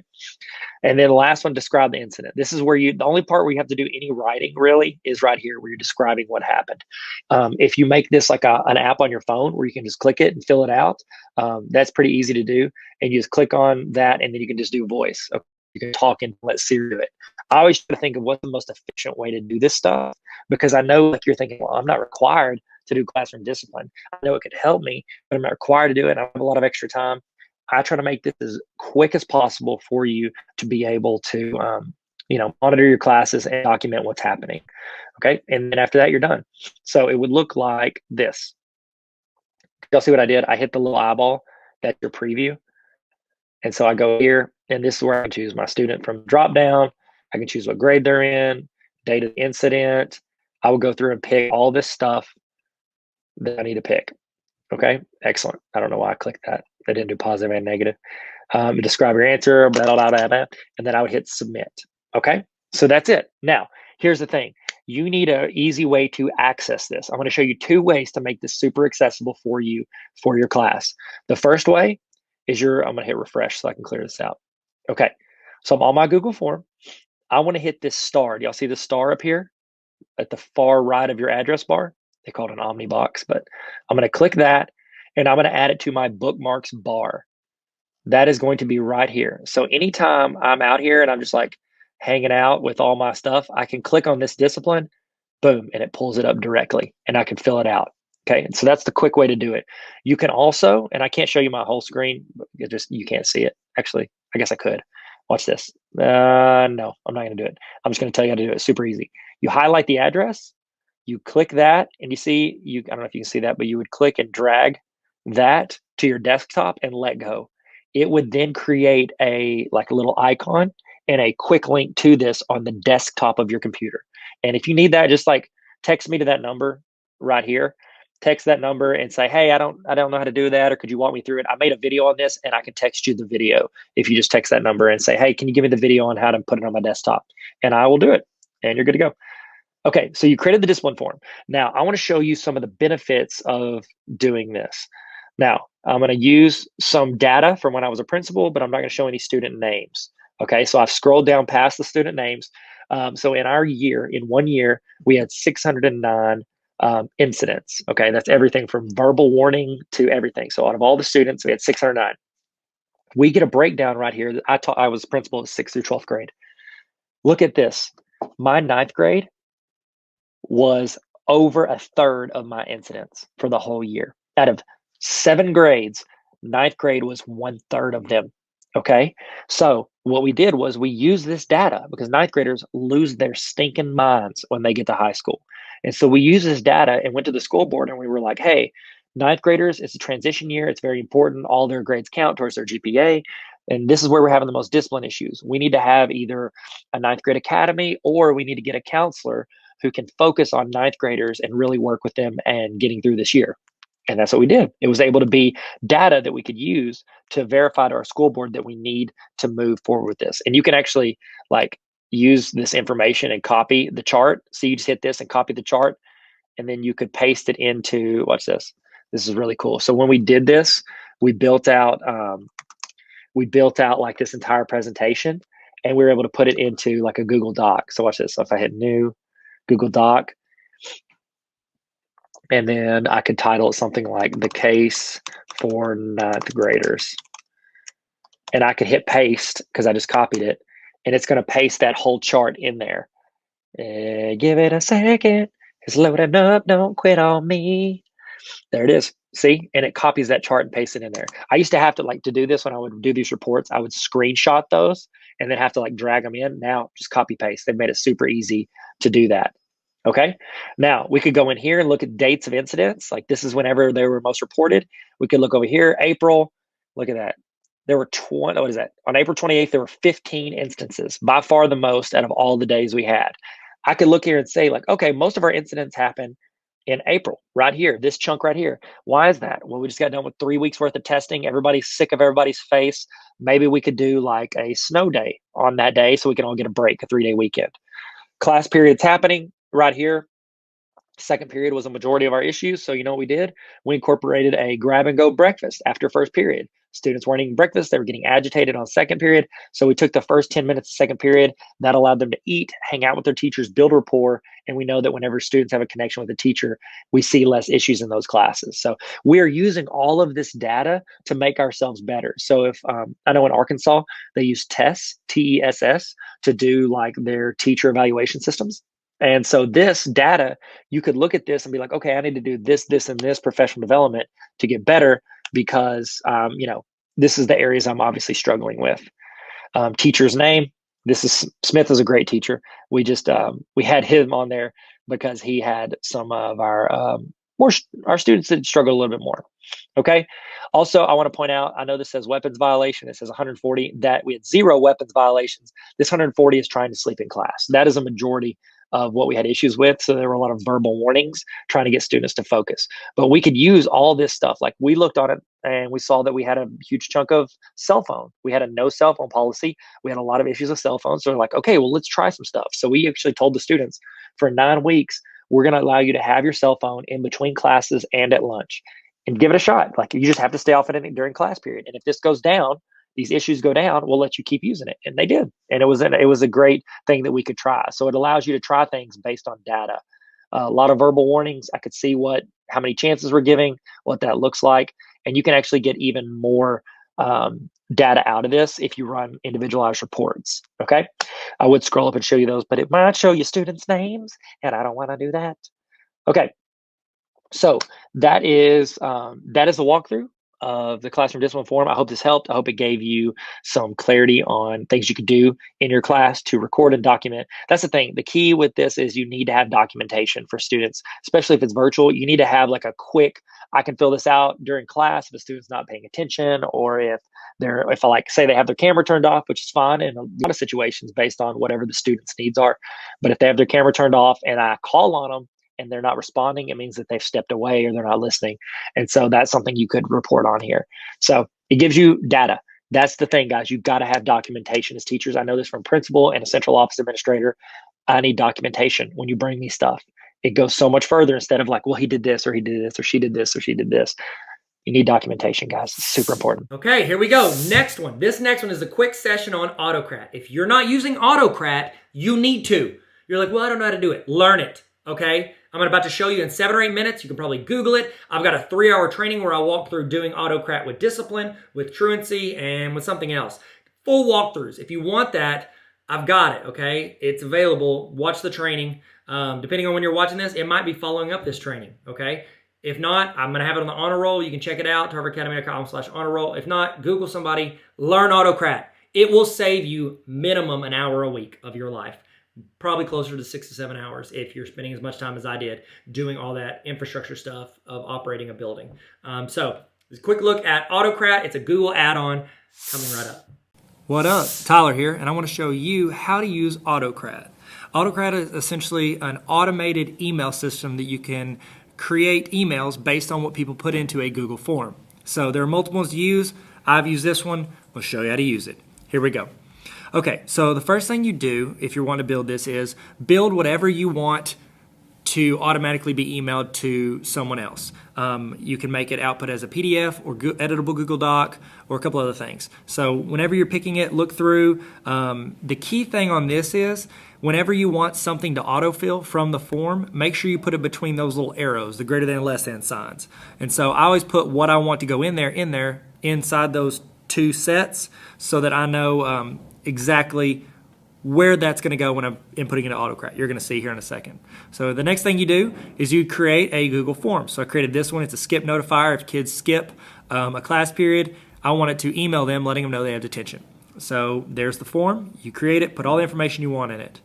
Next, you're going to go to your spreadsheet that creates out of the Google form. And so once you're in there, go to add-ons. If you don't have Autocrat, go into the Google store and find it. Then we're going to open it. So once you're in Autocrat, it's fairly intuitive. The steps you go through, I believe there's 7 or 8 steps. And so we're going to kind of walk through a couple of those through one I've already created.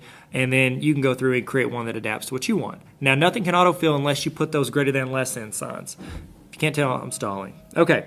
So I'm going to go and edit and show you what this one looks like. You're going to want to create a new one in the lower right where it says new. Okay, so the first thing is you want to name it. This part really doesn't matter. You're just saying it so you can find it later. Next thing you're going to do is you got to find that template. All right, I've got my template already attached to the skip notification form, this little guy. All right, so pull that in, choose from your drive, and go find that template. Next, I want to map the source data to the template in whatever I want to autofill from the questions in the form. So, for instance, right here, I want under first name, I want student first name to populate. Under last name, I want the student last name to populate. And then you just roll through. As long as you label these right here correctly, then it's going to be a lot easier for you in the long run. When I first started, I did numbers. Terrible idea. Because the tutorial I said, said to do that. Don't do that. All right, so whenever you're in there, go to File Settings. You can even have it auto-populate in the file and email names. So all you do is put them inside your greater than and less than brackets. And so whenever you're over here, you can select it, and that'll automatically copy it, and then you can just paste it in there. Okay, I don't want to. I want it to be student's first name, last name, and then it says morning detention notifications. So students know it's important from the file. I can choose what I want it to export as. I go with PDF so they can't change it and say, well, my doc says this. Well, no, it doesn't. It's a PDF. Next, I choose the destination folder. That's going to pick the folder that they're going to all drop into so I can go back and look for them later. That's in my own drive. Dynamic folder reference, I don't use this because I don't know how. If I did, I would show you. I've tried to use it a few times. It's a little more advanced feature. And so let's set the merge option. I don't want any conditions. I want it to automatically send as soon as someone submits a form.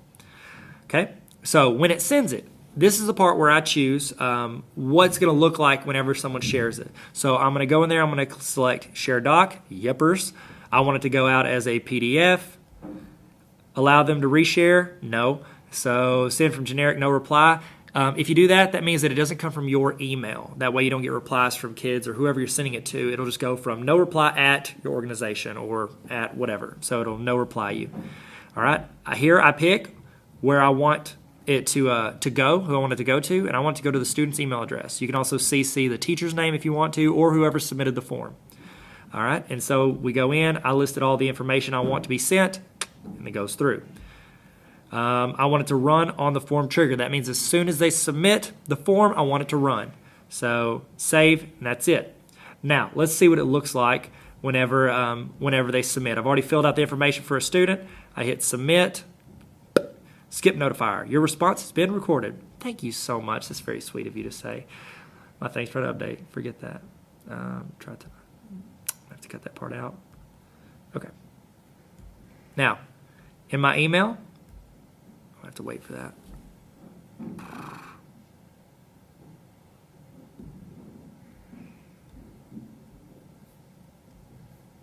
Tyler, you're going to have to cut this. Sorry, bro.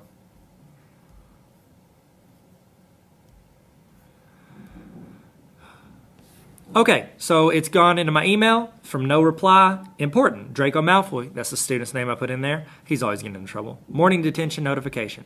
I click on it. It is autofilled. You have received morning detention for missing an MLT or SLT, mandatory learning time. Refer to attached PDF and where to go and when, etc.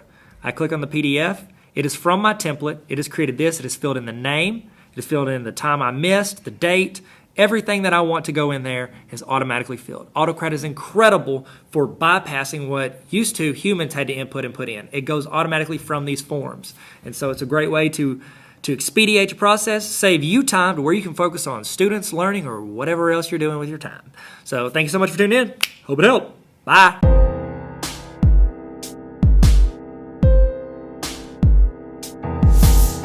All right, now the next thing we're going to talk about are lesson plans. Lesson plans are extremely important, but they can also be an extreme waste of time if you're not doing them correctly. I've got 2 or 3 templates, 2 or 3, that's how numbers work, 2 or 3 templates on my website, tarveracademy.com/resources. I've got some that are like kind of generic, probably for younger, older, middle level. It could be for anybody. They're pretty generic. Then I've got some that I think are probably geared more towards high school. And then I've got some that are like Google Sheet. The other 2 are in Google Slides and some in Google Sheets. If you want those, go for it. But what I'm going to do is I'm going to walk through creating and then using a lesson plan template for you so you can figure out how to make one that actually teachers can improve on every year. And they don't have to share with you every week. They can share with you once. You can organize it and then you can go look at it anytime you want. You can add in comments, you can add in things that connect them, and then they answer the questions. It's just a better way to operate. So we're about to roll into that. So here we go. How to do digital lesson plans. Coming up. Hello, ladies and gentlemen. Tyler here, and I'm so excited. We are about to learn how to create some solid lesson plans and then how to import that into Google Slides so that we can update it and keep it rolling and modify it and make it a living, breathing document that can be shared, collaborated, or you can just use to make yourself better every year. Do not make your lesson plans absolute trash that are just a waste of your time and a waste of your principal's time. Let's make our lesson plans to where they are helpful and that they make our life easier and organized. And even if you want, clear communication with your students, the parents of your students, and your fellow teachers and your administrators. Like, everybody can be on the same page without having to send them emails. Like, I'll give you the link once, go to the Google Slide, you can give updates, thoughts, comments, or just know and stay in the loop. So, in the loop, Okay, so here we go. Let's go ahead and start here. Canva has a lot of really fantastic, let me give you the link. If you don't have the link, I'm going to toss it in there. Check out this. I'm going around my camera. Sorry. Duck around my camera. There we go. So I'm going to toss the link on the screen. It is bit.ly/Tarver Canva. Okay. They have free accounts. They have education, which is like the premium version, and it's free for educators if you prove that you are an educator. And then they have the premium accounts. All of them are fantastic. Okay. So here we go. So go to that link, sign up for an account if you haven't already, and you can follow along. I would love if you did follow along. I think that would be fantastic. If not, that's totally cool. So let's do. My goal is I'm going to make a generic lesson plan. You can even get more specific and detailed, like put your name in it, put a photo of yourself. You can do whatever you want in the video. So let's do lesson plan. Here we go. We're going to go. Look at that. Boom. Canva's got a ton of templates already made that you can edit and adapt and make what you want. Okay. We want to go with a regular piece of paper. Now, you could print these off. My thoughts are it's going to be more helpful if you can make it to where you click the links. Paper, like here we go. Check this. Paper, it's hard to click the links on paper. Okay. I love paper. You just saw me. I have a notebook I use every day. But let's see how we want to split this up. I want this. Ooh, this one's not bad. We're going to look around at some templates and see which one we like the most. Let's see. I've got it right now in 1, 2, which we can adjust the categories. Let's see. This one doesn't look bad. This one's pretty clean. Let's do this one. This one's not bad. And I can adjust my backgrounds. Okay. So when I click on it, what it does is it makes a copy of that for me in Canva. And now I'm going to be able to go and edit my version of this. So good. So great, right? So good. So great. Here we go. Okay. So I'm going to call it, well, it's not going to put a date on it. I'll just put lesson plan right here.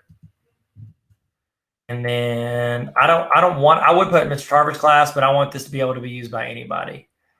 You know what? There we go. Yeah, let's do this. So what we'll do is we'll have the class period on there. I think that can stay. I think that's pretty solid.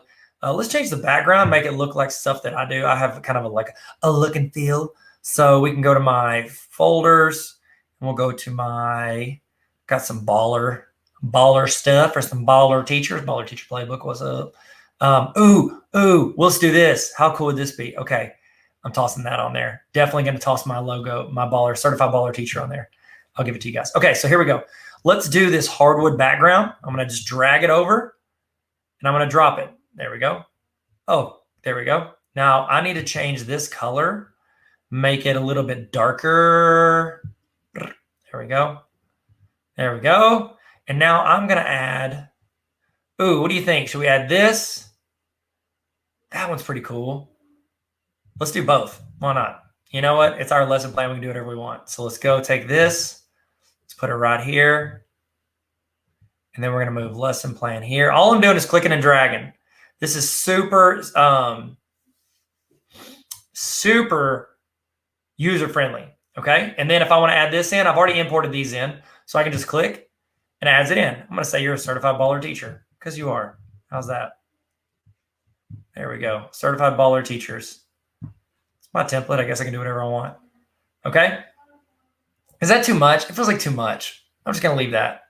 We'll leave that on there. And we'll do this lesson plan. There we go. And it gives you some room to play with it. If you want to put something up here, you can put your name in there. It's all up to you. And I'm going to show you how to do that in Google Slides. So what would it be important? Let's see. I have class period. I think that's important. But I need some more stuff in there. So I'm going to move this circle over. So we got class period. What else? I think we should do whatever week it is. Wouldn't that be helpful? Move it up. Oh, you know what'd be sick? Okay, I got an idea. Watch this. Okay, so we're going to move that. All I did, to do that, I'm going to explain how to do that. So I selected all of this. Click, drag, and select. Then on your keyboard, you can hold the Option button. And then when you click and drag it off of it, it creates a new one. Okay? There we go. Okay, and then we can just say, want to put up here, want to put week number. And so then you can put in the week. Let's see. So week, I would say day. How about this? Let's put day. And then what I'm going to do is I'm just going to do a Monday. Oh no. I don't want it to be bigger. I just want to go further out. There we go. Nope, that's not working. Let's try this. Oh my goodness. Can I zoom in? Okay. We're just going to go here and I'll just make the text smaller. Okay. So I don't want that day to be so ginormous. So what size are these? I'm clicking on it. It's 13.2. So we're going to make this one 13.2. Okay. Now what I want to do is I want to add it to where you can, in my mind, I'm going to make it where it says Monday, Tuesday, Wednesday, Thursday, Friday. And then when I make my Google slide, I'm going to do it to where you can drag like a circle over the top of it. I think that'll be kind of fun, right? Monday, Tuesday, let's see, Tuesday. Give me a 0. I don't want a 0. Okay, so we're going to do, we're going to copy the space in there. And I'm going to put it right here. Okay, if you're doing this with me, we're doing it. You're adjusting whatever you want. This will be Thursday and Friday. Oh, no, not find. Friday. In the comments, 1 to 10, how much did you love that song Friday? Okay, I'm spacing these out a little bit more. Monday, Tuesday, Wednesday, Thursday, Friday. This is going to help you get an idea of your week. There you go. Do those look spaced out? They look different. Is that better? Those look pretty even? I think we can use one more here. Sorry, you're getting to see the process of creation. So, okay, that definitely doesn't look right. Okay, remember, undo is Control-Z if you're on a PC or a Chromebook. It is Command-Z if you're on a Mac. Okay, we're rolling. We're rolling, people. We're rolling. Here we go. Okay, so we've got our lesson plan. I think we can actually make this even bigger. Okay, so we've got our date. We're going to be able to drag and drop a circle over it. We got our week number, which we can just write in. Let's see, class period. What do we need to do? Class period. I think that's good. You could say if it's like a specific class period, and we're going to make it with the Google Slides. So you can build it out. You can shrink it down. You can have the options to adjust that however you want. Okay. Should I put like another logo in it? I love the Baller Teacher logos. Stephen Overturf, shout out. So we could do Baller Teacher logo. What do you think? Does that look pretty sick or not? Baller Teacher logo. Hey, what do y'all think? What do y'all think? Y'all like that? If you don't like it, I mean, just don't use the template, okay? Baller Teacher lesson plan. I mean, that's pretty sick, right? Do we like that? I mean, I kind of like it. Maybe I'm a little, what is it? Biased? Because, it's the logo to my book. Baller Teacher lesson plan. Let's just stick with it. Is that cool? I don't know what looks good. I'm not a designer. If there's any designers out there, please don't criticize me. I'm doing my best here. Okay, so here we go. I think that's too much. That's too crowded. We're going to delete it. I'm sorry. I keep wanting to make fetch happen. Quit trying to make fetch happen, Tyler. Okay, lesson plan. We got the week number. We've got the class period. You know what we should put up here? Unit. Okay, so I'm going to rearrange this a little bit. We're going to move this up. And then I think I'm going to try to fit this in under here. Let's see if this fits. Can we do this? Is this happening? We're making fetch happen? Nope, it's too scrunched. Let's go down a little bit. Okay. We're going to hit the up. If you select it, you can go up a little bit. It's going to, look at that. That's not bad. I'm going to make this go down a little bit. There we go. We're getting our spacing. Okay. Okay, so we got the week number, we got the day, we got the class period. So let's do, is there anything else? Anything else? Throw in the chat. What are some other things that we could toss on here? If somebody's making one of these in real time. I said units, so we'll do that here. So I'm going to toss that option over. I'm just going to drag and drop. So that creates this. And I can change this to unit. Okay, I want you to be able to put in like, oh, we're doing chapter 5, or we're doing, American Revolution. Okay. There we go. Make this. Okay. Spacing is really wigging me out, and I apologize if it looks trashy. Okay. So we've got week number, day, class period, unit. Let's see what else. We could use, let me think. We could do, okay, so here's what I'm gonna do. We got objectives, I think that's solid. And then this could be overview. I kind of like overview, to be honest with you. And then we've got warm up, presentation, and assessments. Here's what I'm thinking. A lot of times the warm up is just like a link to something, like a link to a video or something you've done. I think presentation also is a link. And then assessment, I think that's a link as well. Because a lot of times, like we're not going to write in a lot of this. We're going to link to it because I'm thinking this is like a virtual activity. So here's what I want to do. I want to make them to where they're all links. Okay, so we're going to shrink this down. Okay, I'm going to call this, what did I say? We've got objectives, we've got overview. Should that be standards? I think that should be standards, right? Let's do that. It's so important. Everybody cares about standards. All right. Then I've got like an idea of some things I could throw in there. So let's do warm up. And actually, I'm going to get rid of these dots. Like I'm just thinking through, what does this look like? You know what you could do if you wanted to? If you made a lesson plan you liked, you could create it in Canva and then just use that template to build out, you could build out like every day, go in and like add the page or duplicate the page and put it in. I wouldn't, but you could. You have options. Should I put teacher name? Well, you know who you are. You know who you are. Okay, so let's take this warm-up section and we're going to make a copy. I'm holding option and dragging the new copy here. And then I'm going to go and do another one. Option, drag the copy here.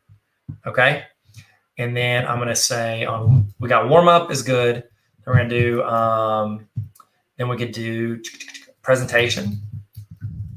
So how do you present it? Either video links or maybe what else? Could be presentation, could be a video link, could be linked to next to your website, could be your video, could be a slideshow, whatever. And then I think we do assessment. Oh, I got assessments at the bottom. Presentation, let's call this one supplementary resources. Supplementary resources. Supplementary, my dear Watson. We'll just put supplementary. Okay. And I've got the opening to Guardians of the Galaxy stuck in my head. So let's move this up. Okay. It looks like it's pretty even. Okay. So I've got assessment and exams. I don't know why that's on here. I say this is going to be reflection. See, is there anything else in my notes I think is important? For reflection, put assessment, presentation, warm-up, objectives. I think all this is pretty good. Are you guys cool with all this?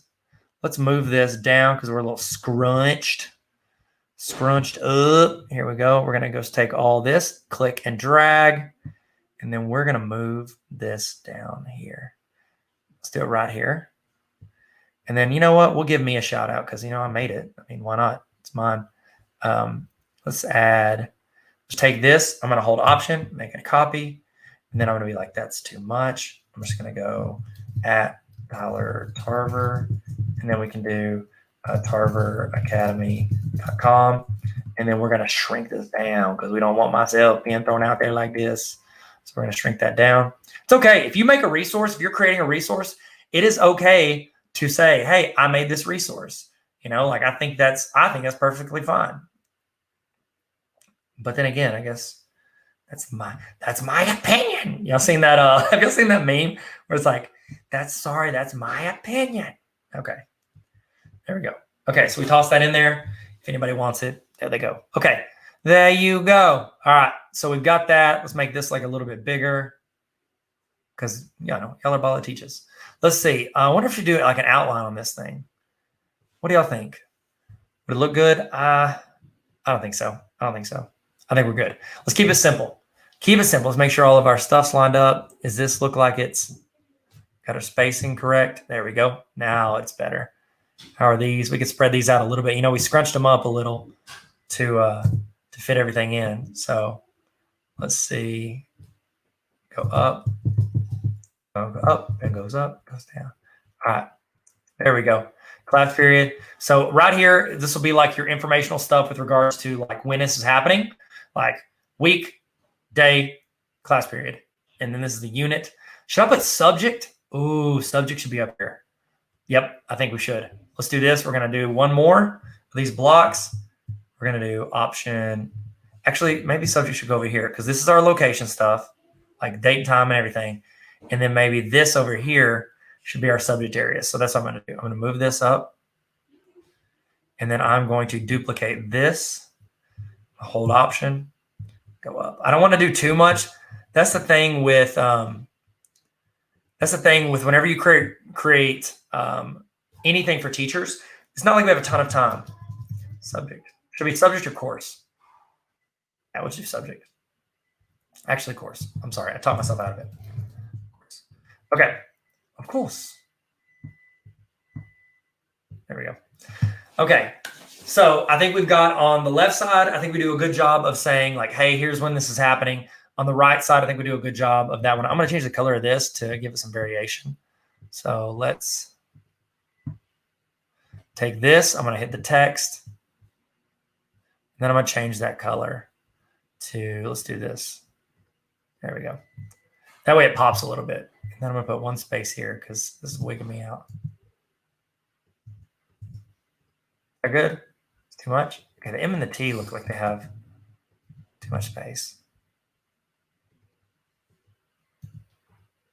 Sorry, I'm just trying to fill this out. Okay, I think I literally just undid everything that I did.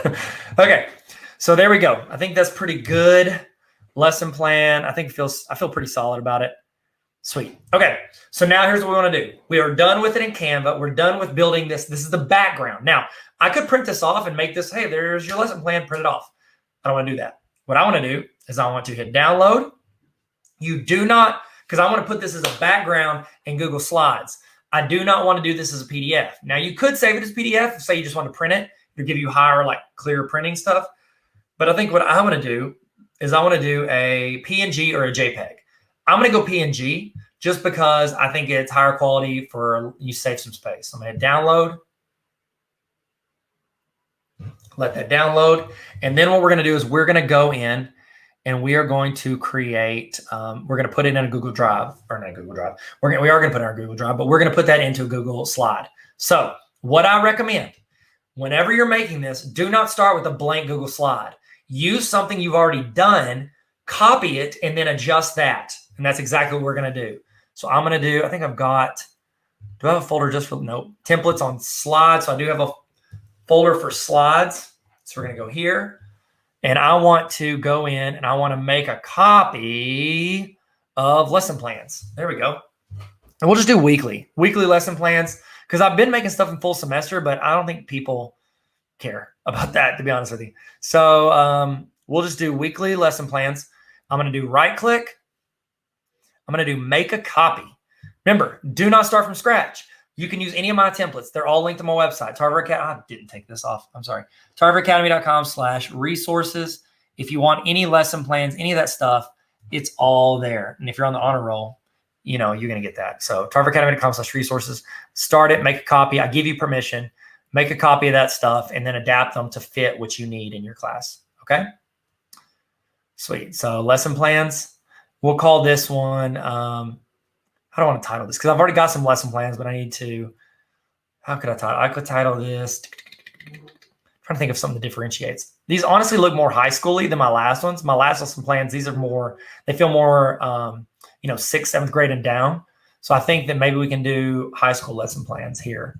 And that's how we'll title those. So we'll do high school. All right.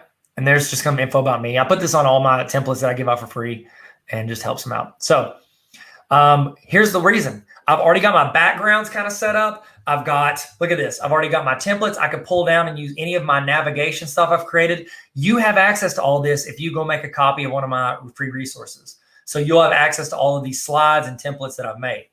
Now, we go in. I'm going to do this. I feel like this is all pretty clean. I don't feel like I need to do anything to that. It all looks good. Actually, I might move this box down. It bothers me a little bit.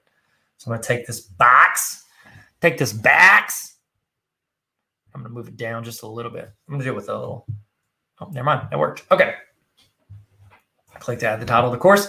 I made a little navigation page to where you can click and it'll bounce to whatever day of the week you want. I just think that's convenient. And then I've got these 2 slides. I always put in these 2 slides. I think they're super helpful for students and educators alike. Make it a hub. This can be like your quick links. It's almost like a bookmarks bar or things that you go to frequently. You can put those right here. Then we want to leave this where they can put the week number in. I think week at a glance still applies. Now, here's my other lesson plan. Do you see where this feels more like maybe it's made for lower grades because it's like talking about activities, starters, all that?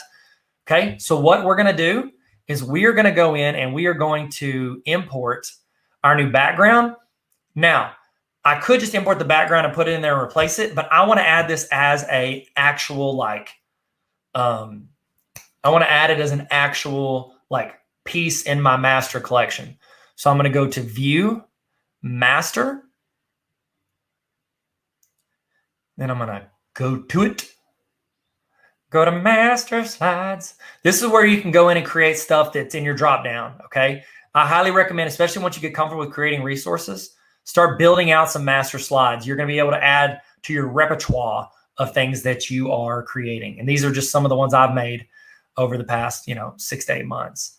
And so let's go in. I'm going to find my lesson plan one. Where are you, little buddy? I've already seen it. Where is it? Lesson plan, lesson plan. Lesson plan, lesson plan. I'm singing to stall to find my lesson plan. Here we go, here we go. Okay, I don't want, because I could just change it right here. I don't want to change it yet because I want to have this as an option as well. I want both of them as options. There it is, lesson plan, found it. Okay, so what I'm gonna do is I'm gonna duplicate this. So I want to hit Option, drag, just like we talked about with Canva, and then, actually I'm just gonna hit copy. Select that, hit Command copy, and then Command paste. And then it's gonna do it. It's gonna do it. It's gonna do it.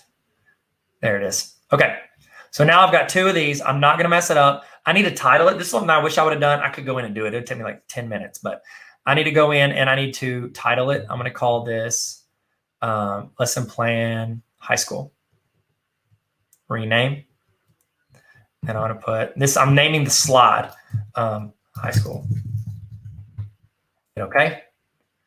Now I'm going to import that background that we just created.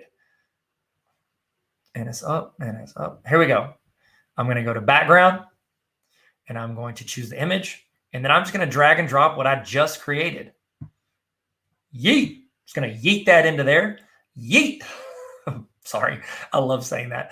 I coach my oldest son's soccer team and my youngest son, but my older son, I coach his team, and I like to say, I make the players say yeet whenever they throw the ball in, on the sidelines. They have to go yeet. And then whenever the goalie throws the ball out, I make him say yeet as well. I don't make him. I highly recommend it. It's not uploading. What's the deal? Let's just go to browse. Okay. Oh, there it is. It's working. I'm just doing it. I'm messing it up. Okay. So, okay, I can hit this. I'm going to delete that text. Now I need to start adjusting some of this stuff. So like these, apparently I thought I'd made that in Canva. It looks like I didn't. I guess I made it in here. But with me making it in here, I can do this. I can do some of this little chicken nugget. I can move that over up. Okay. It's not really what I want, but we'll go with it. I'm creating my like text boxes. These are the spots where I'm going to, let's see if we can zoom in. You're gonna let me zoom in? Nope. Cool. You're just gonna skip around. Oh my goodness. Go back. There we go. Okay. So I need to get rid of topic. Sorry, my computer is figuring out how to work. Okay, and you're doing this at home, right? Are you guys doing this? You're like, oh no, I had forgot. It's okay. We're gonna get there. Okay. So I'm gonna shrink this down. I don't want text to get crazy. And you can choose the default for how this text goes. They added that in there, that feature. Good job, Google.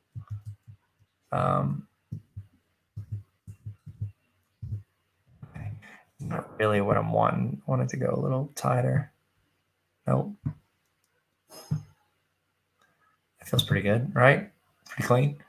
Okay, so I'm going to clear out this box. Okay, I'm just actually going to clear all this out because this is super complicated to look at all this. So we're just going to delete all of that. Excellent. So I've got this. And now I can choose right here. I can say do not autofit. I want shrink text on overflow because I want it to shrink around the box. Okay, and you have a bunch of options there. So now I'm just going to hold option and I'm going to drag and put the other ones right here. There we go. Same thing here. Oh no, I messed that up. No, I did it right. Let's go up. Perfect, but I think it'll work. Unit, let's go over a little bit so they have more room to work with. Have more room over here? Yeah, we got to get over here. Okay, same thing here. I'm going to go and add these over. Add option. All right, we're rolling. We're rolling. We're almost done, everybody. We're doing great. Okay, I'm going to add objectives. Remember, I've got it to shrink text and overflow, but I want to give as much room as possible to work with. There we go. I'm going to do the same thing here. Once you get one set how you want, it's a lot easier to adjust because you're just dragging and making your copies. So good. Okay, and this one I'm going to make a little bit bigger because I've got more room. Oh, I wanted to make a number line.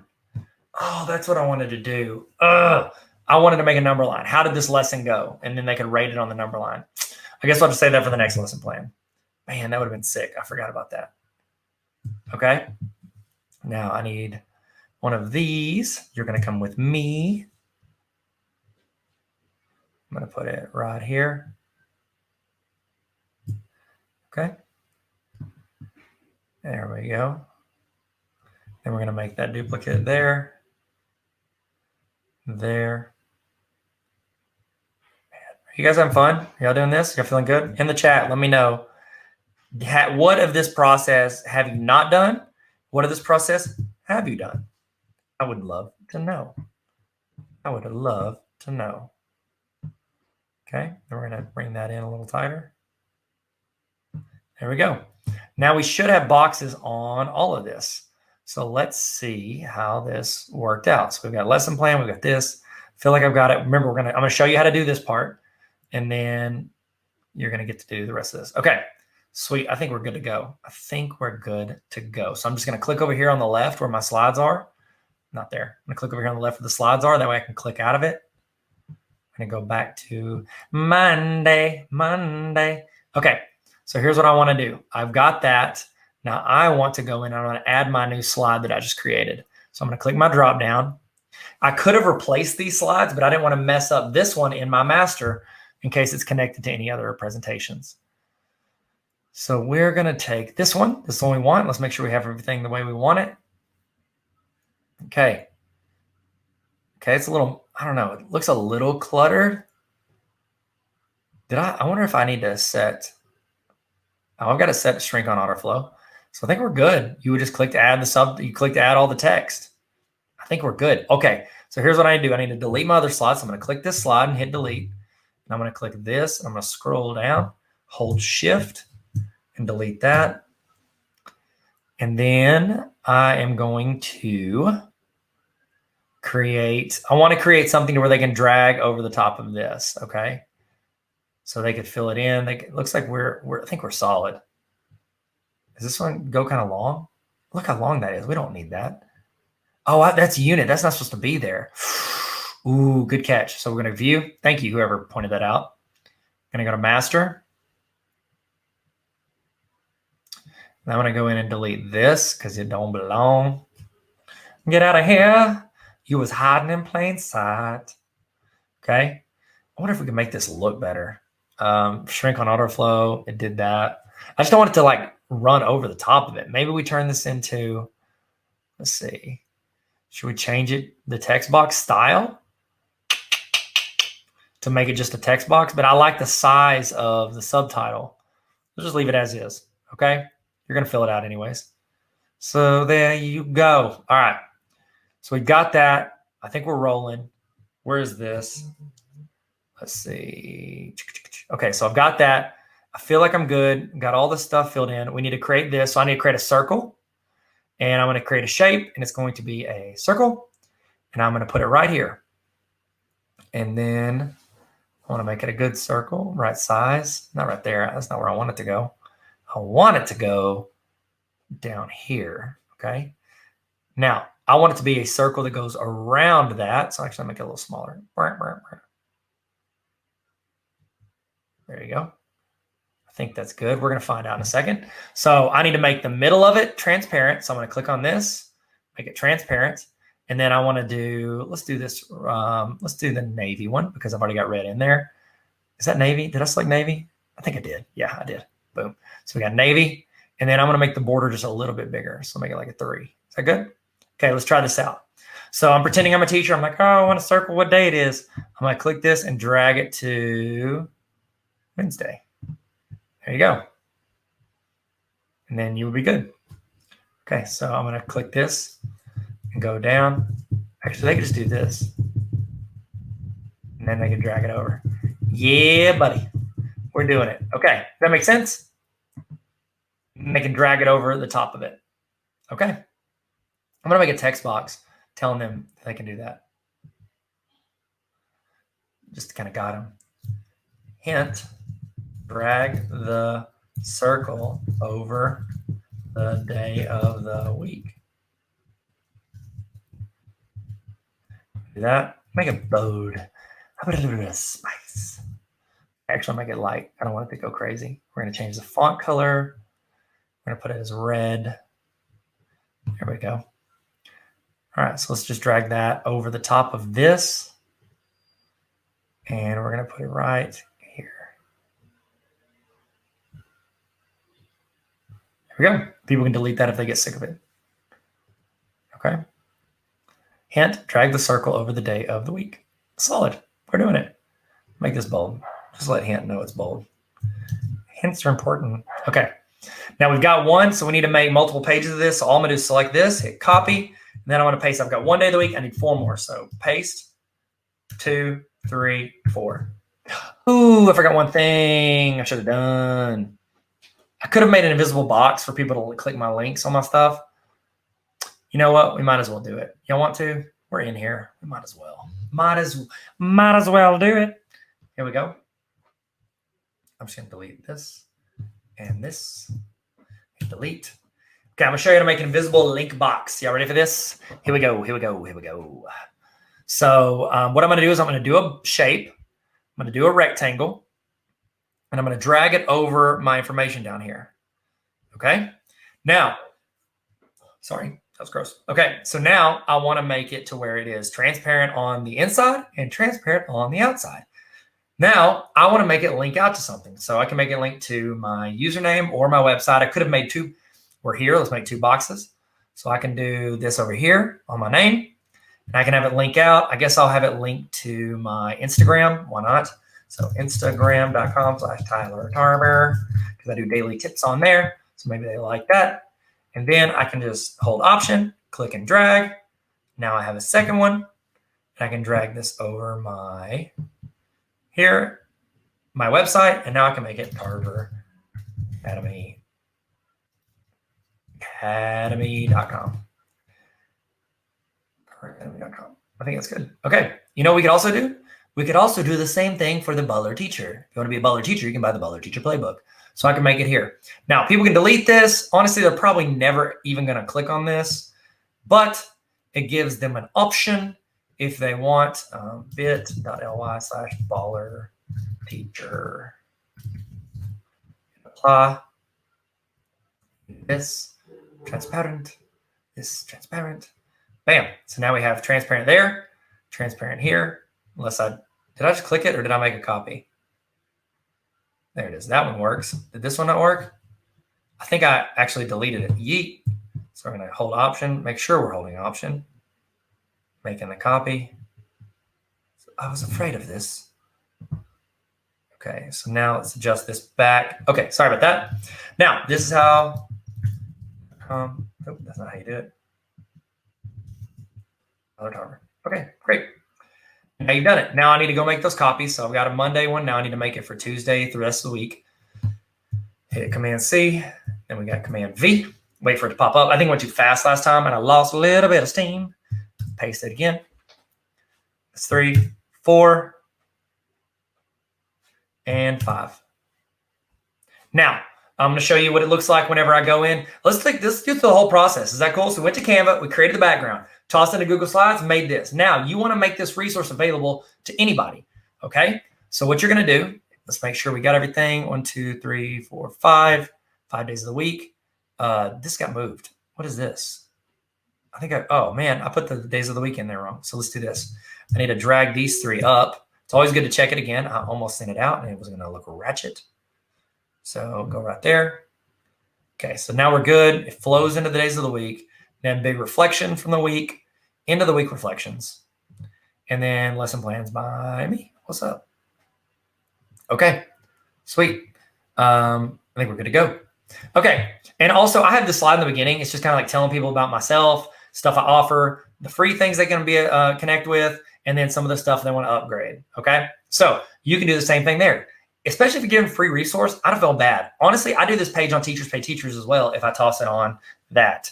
Now, I want people to have it, so I want to put share. And then I want to say anyone with the link can view. Okay, this just takes out any access issues you might run into later. So we're going to go to change. And we want anyone with the link. Okay, so done. Now, anyone with the link can view it. I don't want that because then you're going to have people requesting access. You're going to have people hitting you up. You don't want that because then you're going to see people in here if you ever go change it. This is what I recommend. Go up here. You go to your address bar, and then somewhere near the end of your address bar, there's going to be the word edit, E-D-I-T. You want to find that, and then you want to highlight everything from the E in edit all the way to the end and delete it. Then you want to type copy. When you do that, I'm going to copy the whole link now. You have created a force make a copy. So for your resource, when somebody clicks the link, it's going to force make a copy. Hey, what's up, guys? Welcome back. Hey, it's Tyler here. I'm just going to give you a little break. So if you need to go do something, you need to go use the restroom, get a snack, get something to eat, whatever, you can go do that.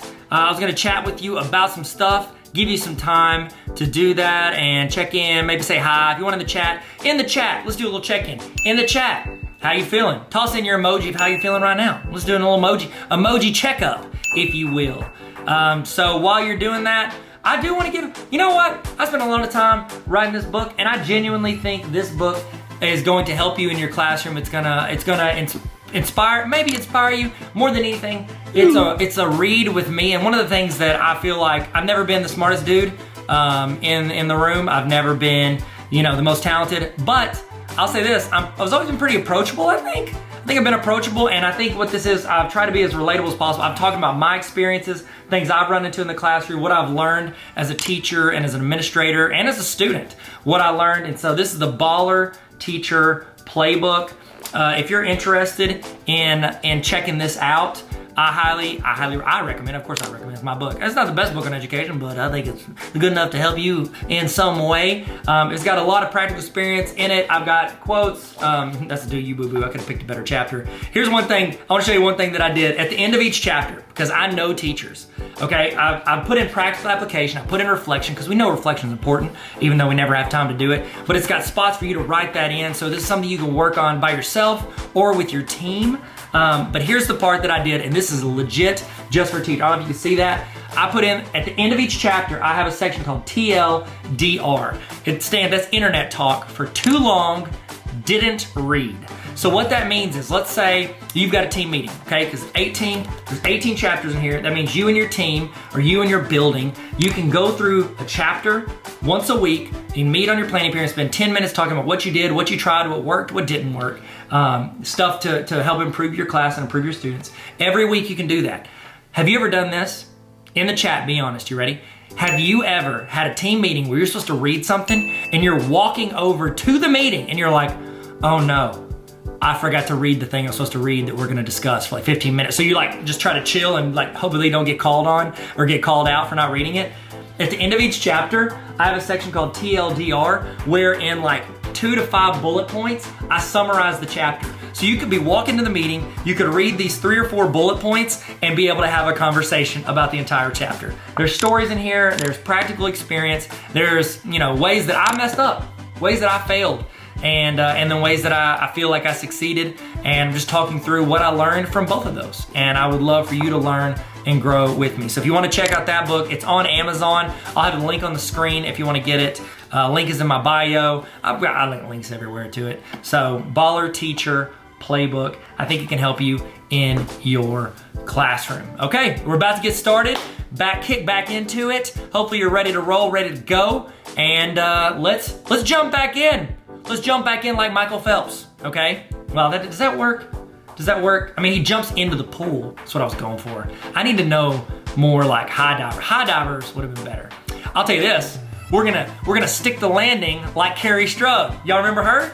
Carrie Strug, remember the Olympics? Georgia Olympics? Atlanta Olympics? Remember that?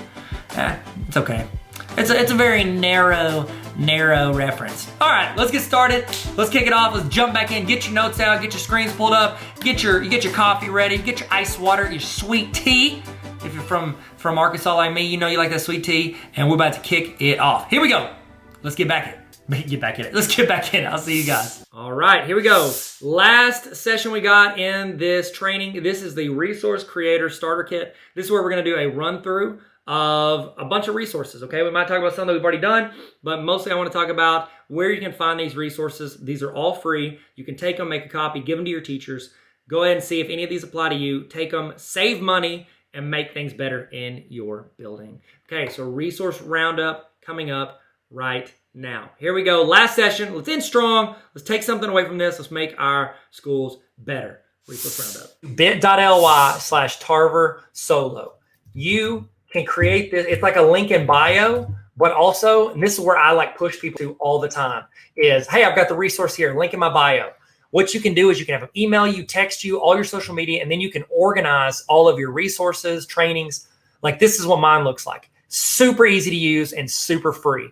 You can pay if you're like, oh, I need this feature or this feature, but honestly, the free one's probably gonna work fine. So go check that out, create that. If you're gonna make resources, you need a place to put them. I recommend using Solo. It's better than Linktree. It's better than tap.bio. I've had those before. This is the move. I promise you, use bit.ly/Tarver Solo and sign up for that. Okay? Sweet. So here's a list. These are a lot of my resources too. So if I talk about something, you can go in here under templates or resources and use those resources. Okay? Sweet. We're going to go through on my website if that's okay with you, if you're not going to get upset. But I'm going to go to tarveracademy.com/resources, and we're just going to do kind of a rapid fire talk through of all these resources, how I created them, why, stuff like that. I'm not going to sit there and go like, oh, walkthrough. That would be like a 20-hour video if I'm doing walkthroughs on all this. But I do want to talk through some of these resources and the thought process behind them, and then what you could possibly do to get them out to the world. Okay, so let me switch this in case somebody bounces in. Let's give them a link to where we are right now. Excellent. TarverAcademy.com/resources. Okay, so this first one, This resource, this was a fun one to make. So right here, I've got the Google Teacher cheat sheet. When we went and everybody's having, like, the pandemic hit and everybody's having to learn on their own, or not say learn on their own, they're having to learn on the fly. They haven't used technology. I had the chance to be like super involved with using Google and Drive and all this stuff. Not Google and Drive. Why did I say that? Google and all of the programs inside of Google. I've been using them for several years because we did like an online school, blended learning. I was a principal and I just had to learn it in the process of what I was doing. And so I've been creating Google resources and doing trainings and stuff for years. And then when that hit, I was like, oh goodness, these teachers need help with a lot of this stuff. Now, before I show you that, I want to show you, I'm going to show you what happened before that. Okay, so you ready?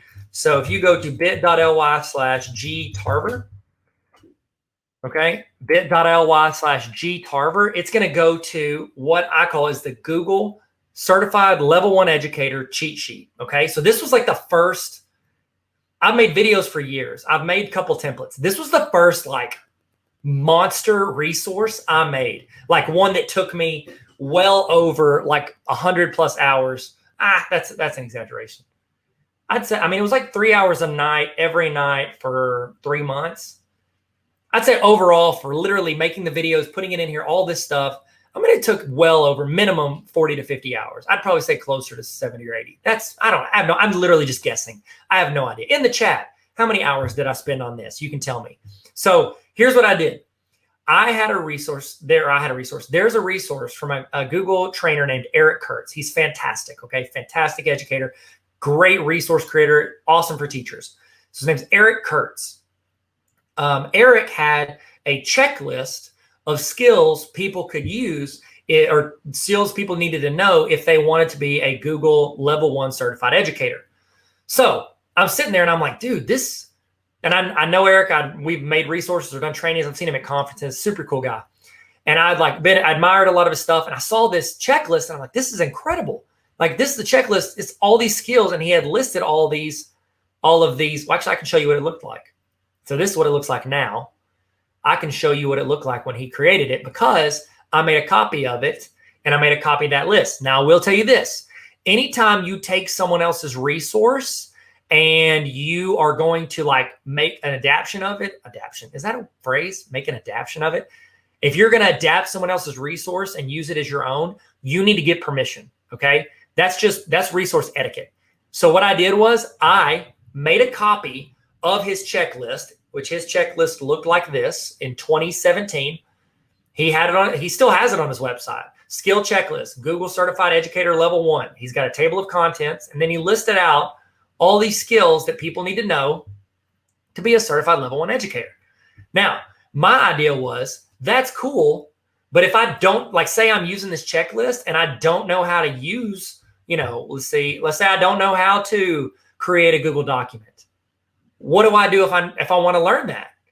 So I thought, well, you know what? And I'm literally, I'm telling you the process, I'm thinking to myself, okay, I would like to just click on it and have someone teach me how to do it. So I reached out to Eric. I'm going to call him Eric. Like, we're good buds. I do know him. I think he'd be cool if we call him Eric. I mean, I've called him Eric to his face. So yeah. So I reached out to Eric Kurtz and I was like, hey man, this resource, incredible. I love what you've created. Would you be okay with me making a copy of it and putting in links to tutorial videos of how to do these things? And he said yes. If he had said no, I would not have done it. I would have been like, oh, okay, well, I'm doing it anyways. I would have made my own list from my own thought process and tried to build it out. Now, he said yes, of course you can, and I don't even know, he may have asked for credit. I don't even know if he asked for credit in it, but I left like right here, videos by me, and then list by Eric Kurtz. So the list is right there. You click it and you go to his website. And I think it's in the footer too. If not, I've taken the footer. Nope, he's in the footer. Me and Eric and I are both in the footer as well if you want to go check him out. Now, my thought was, okay, I'm going to take this and I'm going to make videos. And I already had several Google tutorial videos that I'd made for my teachers. So like when I was at central office, if anybody had trouble or needed help with anything Google, instead of me like, okay, what's your prep period? Okay, I'm going to change my meetings around. I'm going to go over there. I'm going to spend 3 minutes showing them a tutorial. I would just say, hey, what do you need to know? Cool. I'd make a video and I'd send it to them. And that created a video out of it. So sometimes whenever I was making, like I took something from the Department of Ed. I used to be in charge of mentor teachers for our district. And so I think they called project director. So I was project director for mentor teachers at our district. So I oversaw new teachers and their mentor and them meeting and helping out new teachers. They gave me something and I was like, how can we make this more organized? So I'm making it as organized as I could. And then I'm making tutorial videos in case somebody doesn't know how to upload a document or somebody doesn't know how to make a copy of something. I'm making those videos because that's how I would want it to be explained.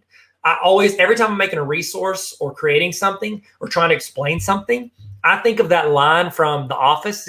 In the chat, who is your favorite Office character? In the chat, who is your favorite Office character? Okay.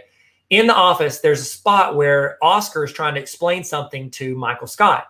And Michael Scott hears him explain it. Then he looks at him. He goes, explain it to me like I'm a 5-year-old. Okay. I'm not saying educators are the mind of a 5-year-old. Educators are very smart and talented and gifted, and they have bachelor's degrees. So they're very smart all the way around. However, if you jump into something without context or you don't understand what's being said, you're confused and you want to check out. So whenever I'm creating something or when I'm wanting to like walk somebody through something, I want to give tutorials on literally everything I can to help them in the process. Okay. So I was making those videos and I was like, all right, I'm going to start attaching them in here. And so what I did was I just started create like every night from like 8 p.m. to midnight, I'm sitting here recording videos on my computer and then I'm importing them into Final Cut Pro and then I'm exporting them and then I'm uploading them into YouTube. And so I'm sitting here making these videos every night and you can see my progress. Like this is me working on it. So like, here we go. All right, here's one I did. I was working on it at 11 p.m. June 3rd, 2019. I think I had them all in. Oh, let's go back. Let's go back further. Where we're going, we don't need roads. What is that from? In the chat, what is that from? Where we're going, we don't need roads. So here we are. So my process was, okay, I'm going in and I'm making videos for all of this. I'd made all the Google Drive videos. I made all these docs ones. Now, if it was red, that meant that I had recorded it, but I had not uploaded it yet. So I wanted to make sure I didn't like do it again. So you got to figure out your process when you're creating these resources. And I'm going in and I've still got all these to go. So I went in and made tutorial videos for every single one of these instructional things that Eric had. So I took his list, made a copy, edited it to make all these links on there. And then now if somebody's like, oh, I want to pass the level 1 exam. I need to know how to create a Google Doc. They can click this. It goes to a YouTube video here. Now, see how I integrated Google Docs with YouTube? Like you can mash across these different platforms. And here it goes. They have a video and they can just, boom, I'm going to hit that like button. Make sure y'all hit the like button in this video. That'd be nice. Actually, more importantly, hit the red subscribe button. That'd be dope. So this is me going through explaining the video in 3 minutes on how to do that. Okay. So here's the deal, guys. And this is the thought as you make resources, do not get discouraged. I went in and I created this and I'm not gonna lie. I thought it took me so much time. And I sit here and thought, this is an incredible, like, this is it. This is an amazing resource that can help educators. I put it out there. Like, I think I put it on Twitter is where I put, because there's a ton of educators on Twitter. And I put it out there and I was like, oh, great. They're going to love it. It got some retweets, but it never it did not take off. People maybe looked at it and then didn't come back. Like it did not have the legs that I thought it would. I didn't think it was going to, I thought people would love it and it would go crazy and be great. It did not have the impact that I thought it would. Don't put all your eggs in one resource basket. Don't be like, I'm going to make this one resource. Okay. I mean, actually Nadine's got a couple resources that like I think everybody used at least 5 times. They're absolutely incredible. And so whenever you are creating these, you put it out there, you give it as much marketing as you can, but keep in mind this. Okay. So I did all these videos back in like 2019, I think is when I finished this, put it out there, boom, here you go, world. And the world's just like, we're good. Then the pandemic hit and everybody started working on their stuff at like from home. Like they're working remotely, they're working virtual, like they're trying to learn all this stuff like on a whim. And I'm sitting here thinking, I just recorded like 300 plus Google tutorial videos that might help teachers during this time. However, I said, hey guys, here's the skill checklist. Sometimes it's not about the resource you made. It's about the package you're putting it in. So let me let me show you something right here. I took this, and this is a lot of videos. Well, more the better. Sometimes we need to simplify those resources. And what I did was I took that and I repackaged it into a Google cheat sheet for teachers. When I made this resource and put it out there, it's not like I had to go in, like all these links, all these blue words are tutorial videos. Guess what? I made them a year before the pandemic. And all I'm doing now is bringing out the ones that are the most important. And I'm tossing them in like, okay, here's some stuff for Google Classroom you're probably going to hit trouble with. Docs, sheets, slides, forms, meet. I'm going in and I'm like, I've already got all this stuff. I've already created the content. I just need to figure out how to package it so that it can help teachers the most. And again, teachers like it to be simple and clear so they're not confused. Look at this. This is not that other sheet was like 8 pages. It was kind of overwhelming. Here, it's just like, oh, picture, Google Classroom, click, go. YouTube, boom. Here's also Nadine and Eric. I put both of them in there. Here's the deal too. If you're kind with your resources, Nadine and Eric are some of the most kind, helpful people that I know in education on the internet. And so what am I going to do when I'm making this? I'm definitely going to push their stuff. People remember the people that are out there for themselves and the people that are out there to help people. And so I hope that I'm resonating that. Like this list, I know both Nadine and Eric. I was in the Google Innovator thing with Nadine.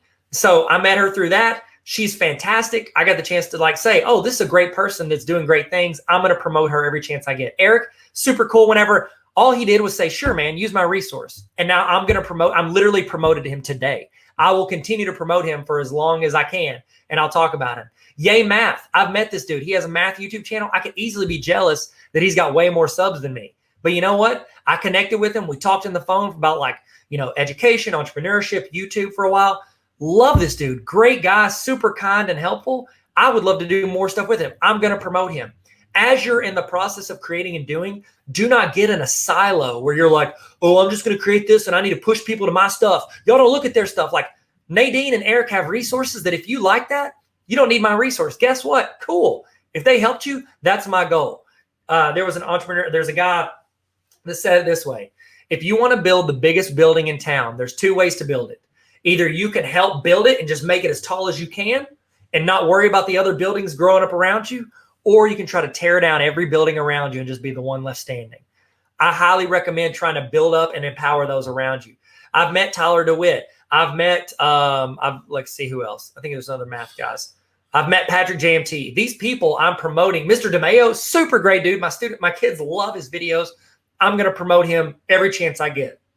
Then these resources, these were things, some of them I'd already created, some of them added since. These are full trainings. I had already done this stuff and put it out there for nobody. And then I put it in this. Now, here's the deal. Even just putting it in this didn't get it out there. It didn't market it out to the world. But I'd been pushing it out on YouTube. I'd pushed it out on Twitter, and it never really popped off. Then I got on an amazing little app called TikTok. Shout out TikTok. If you're on TikTok, in the chat, let me know your TikTok handle. Okay. I would love to see your TikTok handle. Throw it in the chat. Here's the deal. TikTok has an algorithm where it helps you find communities. I'm sitting there and I was making just dumb videos about me, like pretending to dunk a basketball, but really falling into a swimming pool. Okay. That was just doing that for fun because I thought that's what you're supposed to do on TikTok. I did not know there are these communities based on different interests. And there's an incredible Teachers of TikTok community. And so I get on there and I see a couple tutorial videos like, oh, cool. I'll promote this Google Teacher cheat sheet. I toss it on there and it got like, I don't know. I mean, it wasn't amazing, but I got like a couple, like 100,000 or 200,000 views on this resource, and people are clicking my link in my bio and it's helping teachers for free. That's what essentially kickstarted. Like I had years of creating resources where barely anybody paid attention except for people I'm like visiting in person. I'm like, hey, here's this resource. Here's this, here's this. It just takes the right moment and the right community and the right algorithm a lot of times for it to pop off and get the attention of people to where you can help more and more people. Now, I'm throwing this out here, and all it did was repackage that other thing I just showed you. All it did was repackage my other one, organize it, and then give it to teachers to use. So when you're creating resources, make it as simple as possible, make it as organized as possible. Then think of how you can repackage that and add resources to people. Now, here's another way I repackage that same exact resource to add value to teachers. It is under my, where is it? It's slides intro help page. Okay.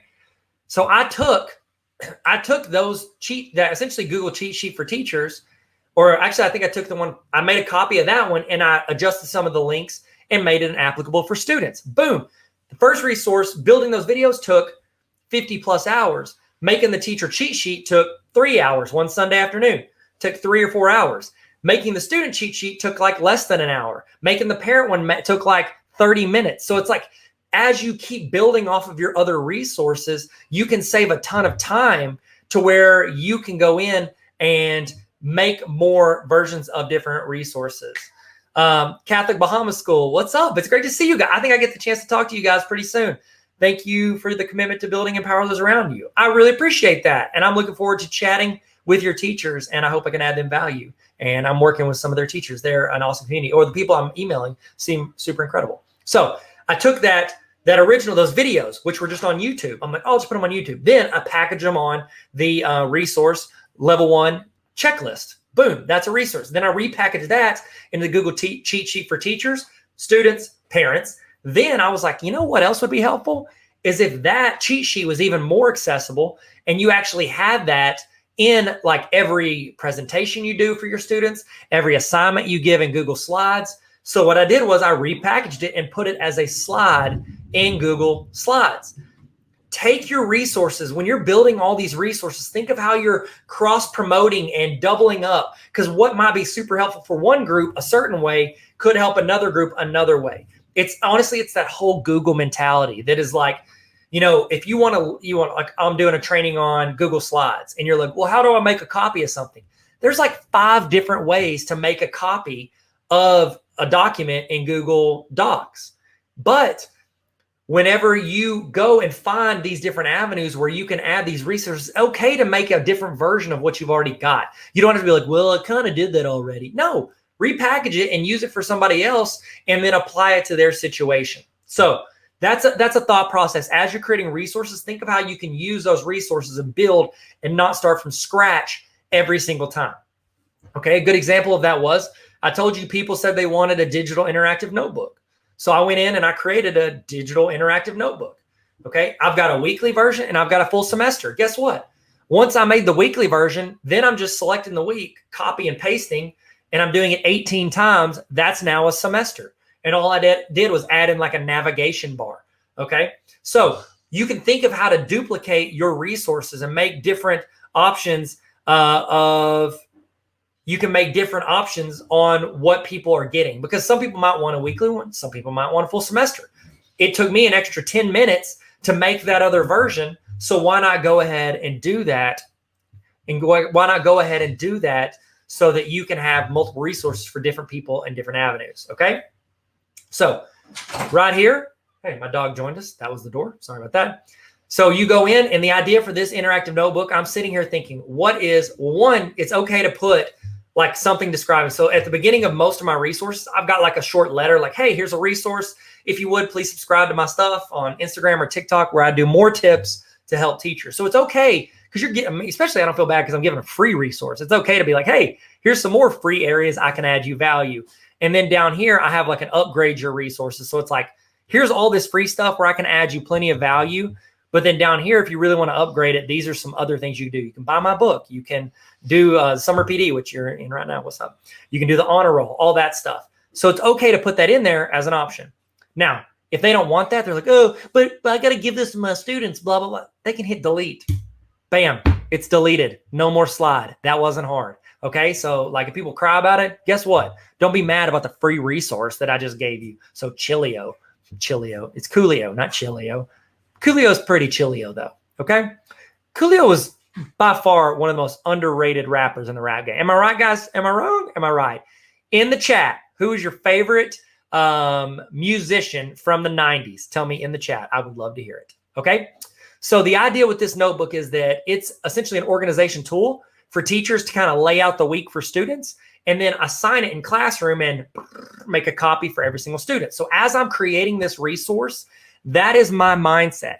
That is what I'm thinking as I'm going in and creating this resource. I'm thinking, how can I make this where a teacher can go in edit a couple things or change a couple things or fill in a couple things, and then they can assign it for their students so that it's like the easiest way for them to do it. So a lot of my resources may be a little generic. So like the math stuff, like that's for math teachers.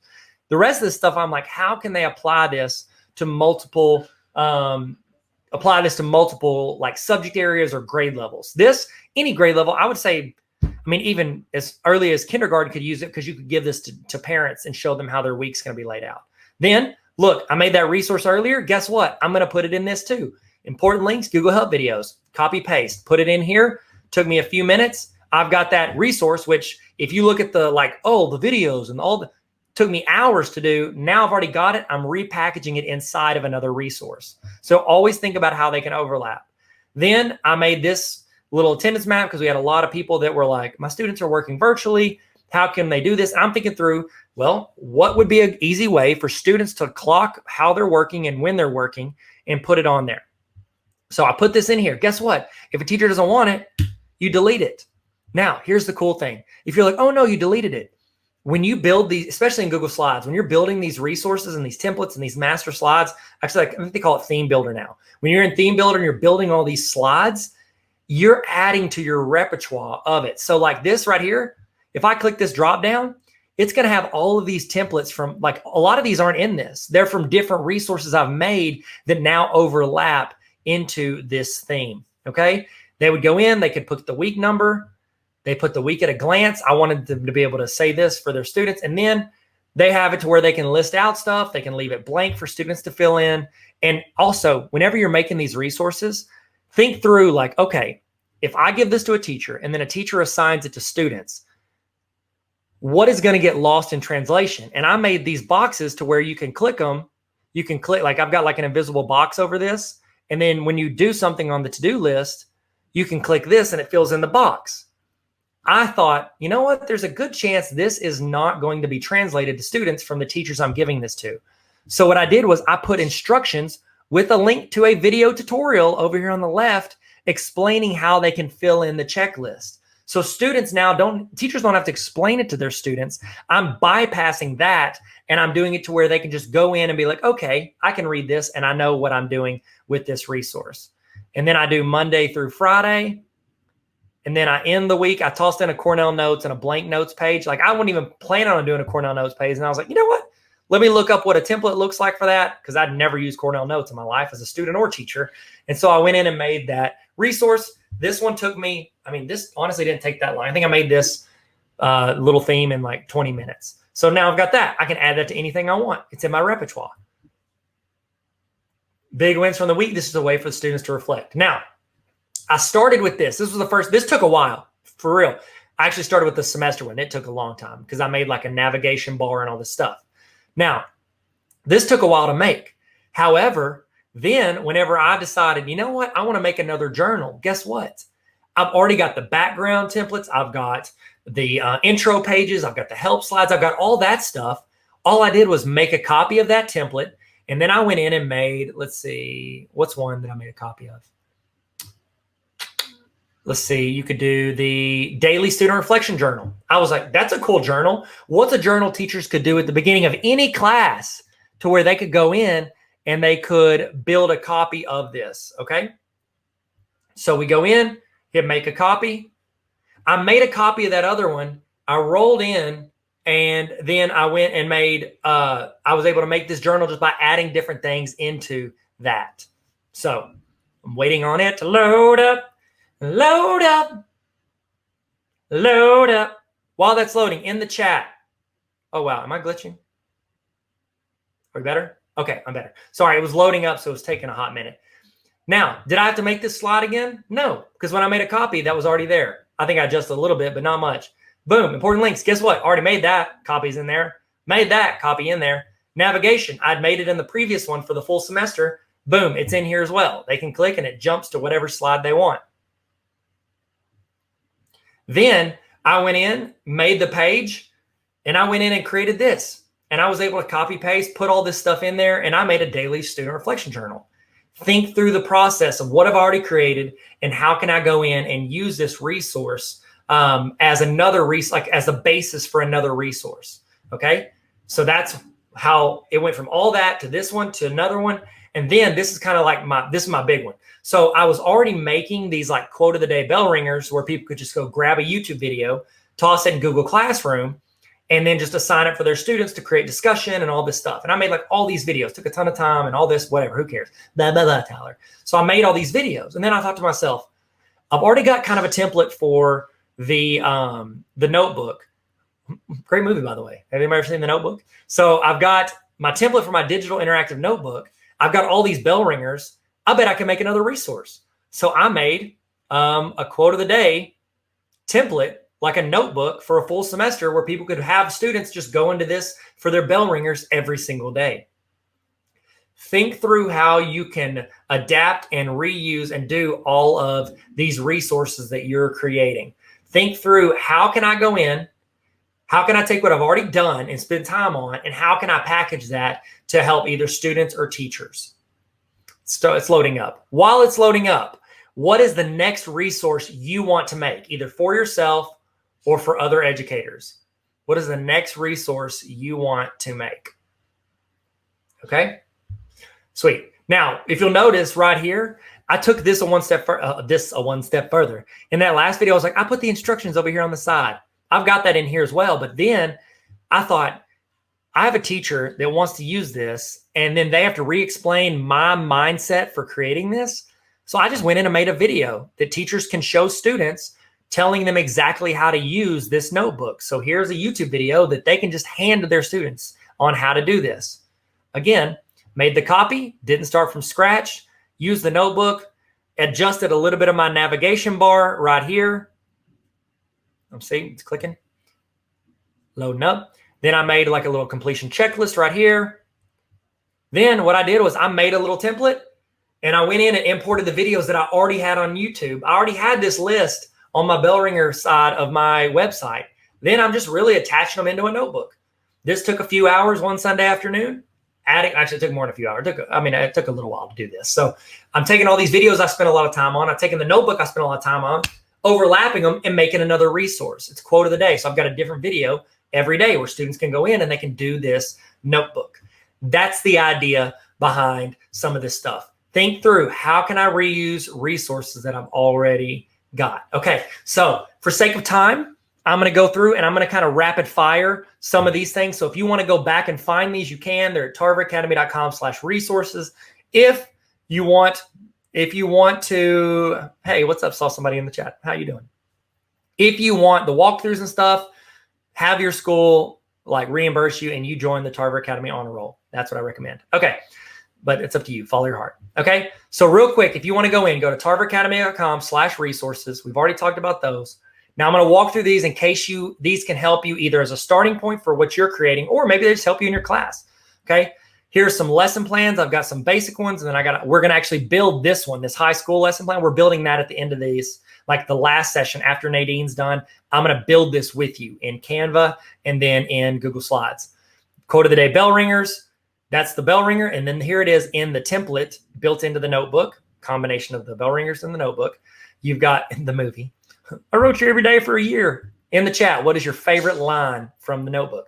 I'd love to know. Then I made some team meeting agenda notes. That's to help you move as a team, like getting forward. Daily student reflection journal, so your students can reflect on the day, what they want to accomplish, what they're thankful for. I think that one's a super good resource. Getting to know you form. This is a Google form you can give your students either at open house or the first day of school, so you can get their parents' email addresses, their parents' names, phone numbers, and then learn a little bit about your students. Curriculum map is so you can plan out your year. It's in a Google Sheet. Classroom discipline form. This is how you can record discipline for your class. I actually created this while I was a principal, and all my teachers used it, and I was able to see it. And then I created something, if you're with me on the Autocrat training, how to generate an automated email from when somebody fills out a form. That's Autocrat, and I'm doing a training on that this summer. Join the honor roll if you want. Sorry, now I am pitching. Now I need, okay, I'll chill. I'm sorry. Stop pitching your honor roll. Okay, sorry. Student reported discipline. That's if you want the students to report their own discipline. That's an adaptation of something I used in my class via paper in a Google form. Positive student action form. That's where students can go in and you go in and you record when students do stuff well in your class to praise them for positive actions. daily student check-in. It's so students have a safe place to, one, check in for your class, whether they're virtual or in person, but also let you know if they're not feeling well that day, so you can kind of be aware without them having to say it in front of other students. Sometimes students feel more comfortable saying it in like a Google form or chat or anonymous location. Certified educator checklist, that's what we just went through. Google cheat sheet for teachers, it's at the top. Students, parents, we did that, it's at the top. Google student checklist. This is like a back to school checklist of things that you can walk through with your students so they know how to use. So like I've linked to different things and it's just like step by step. Hey, walk through this. About our class Google slide. This is a back to school activity you can do. And here's the cool thing. This one I love. I don't have a lot of time, but when you click on it, it's something you can assign to your students, but also it's got little tutorials in the walkthrough. So if your students don't know how to do it, they can click the video, watch the video, and then go in and do the thing. And then you can get to learn your students and your class. This we talked about is the intro slides help page. This is a Google, this one, and this one are Google Forms that adapt based on how students are doing on a test or exam or review. So that's super helpful if you want the Google Forms to adapt and differentiate based on how students are doing. And I've got walkthroughs in there explaining how to set that up. This is a walkthrough form for administrators. This is in a course evaluation for you and your classes, so students can tell you how they feel about the class and what you can improve. That can be hard to read, but important. Summer PD notes. If you're in the summer PD, hopefully you're using this template to make notes and take notes and use these resources. This is a classroom resource hub. This is essentially where you can build out links that help your students know how to get to different things, or parents or whoever get to different things for your class and resources. Cornell Notes, that's a Cornell Notes template. This is a walkthrough if you're creating educational video. A lot of the research studies I'm looking at, these are the ways that they recommend you lay out an educational video so you can fill it out and then record a video for your students. Math problem of the day is bell ringers, but for math. These are Washington, D.C. I did like a little vlog where I'm walking around and I do fun facts about different Washington monuments, and including the Washington Monument.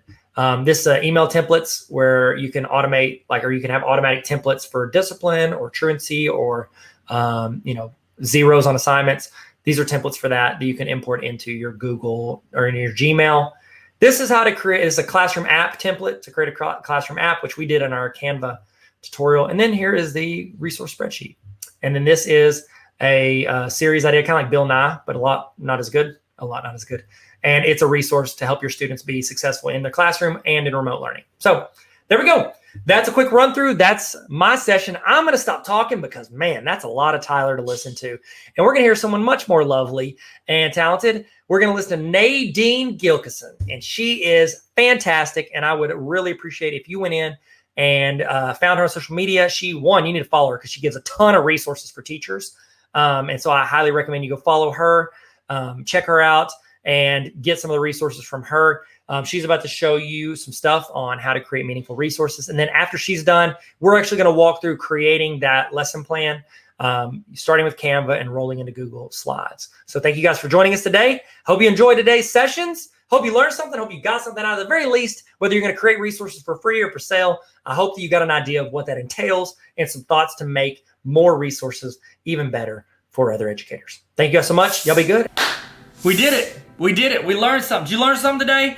In the chat, I want you to put the thing that you are taking away from today. Put one thing in the chat right now that you have learned or that you have realized or that's reinforced something you think. Put that one, that I like to call this the golden nugget. Put the golden nugget from today in the chat. And that way, if somebody's missed it or they checked in, go ahead and you guys can copy paste what other people put. If there's some advice, you can screenshot it. Get this. I want you to throw in the best thing you learned today. It's like a best of highlight reel for your favorite thing that happened during this training. Toss that in the chat right now so we can share and grow together. Okay, we're about to do the evaluation. Before we do, I want to remind you, if you want access to this entire training at any time throughout the year, not just these live broadcasts, you can join the Tarver Academy Honor. Why'd I do this? Hey guys, Tarver Academy Honor Roll. It's like Netflix for teachers. Netflix for teachers, because you have resources, you have templates, you have PDs, trainings. It's literally like a library of trainings, and then access to ask questions,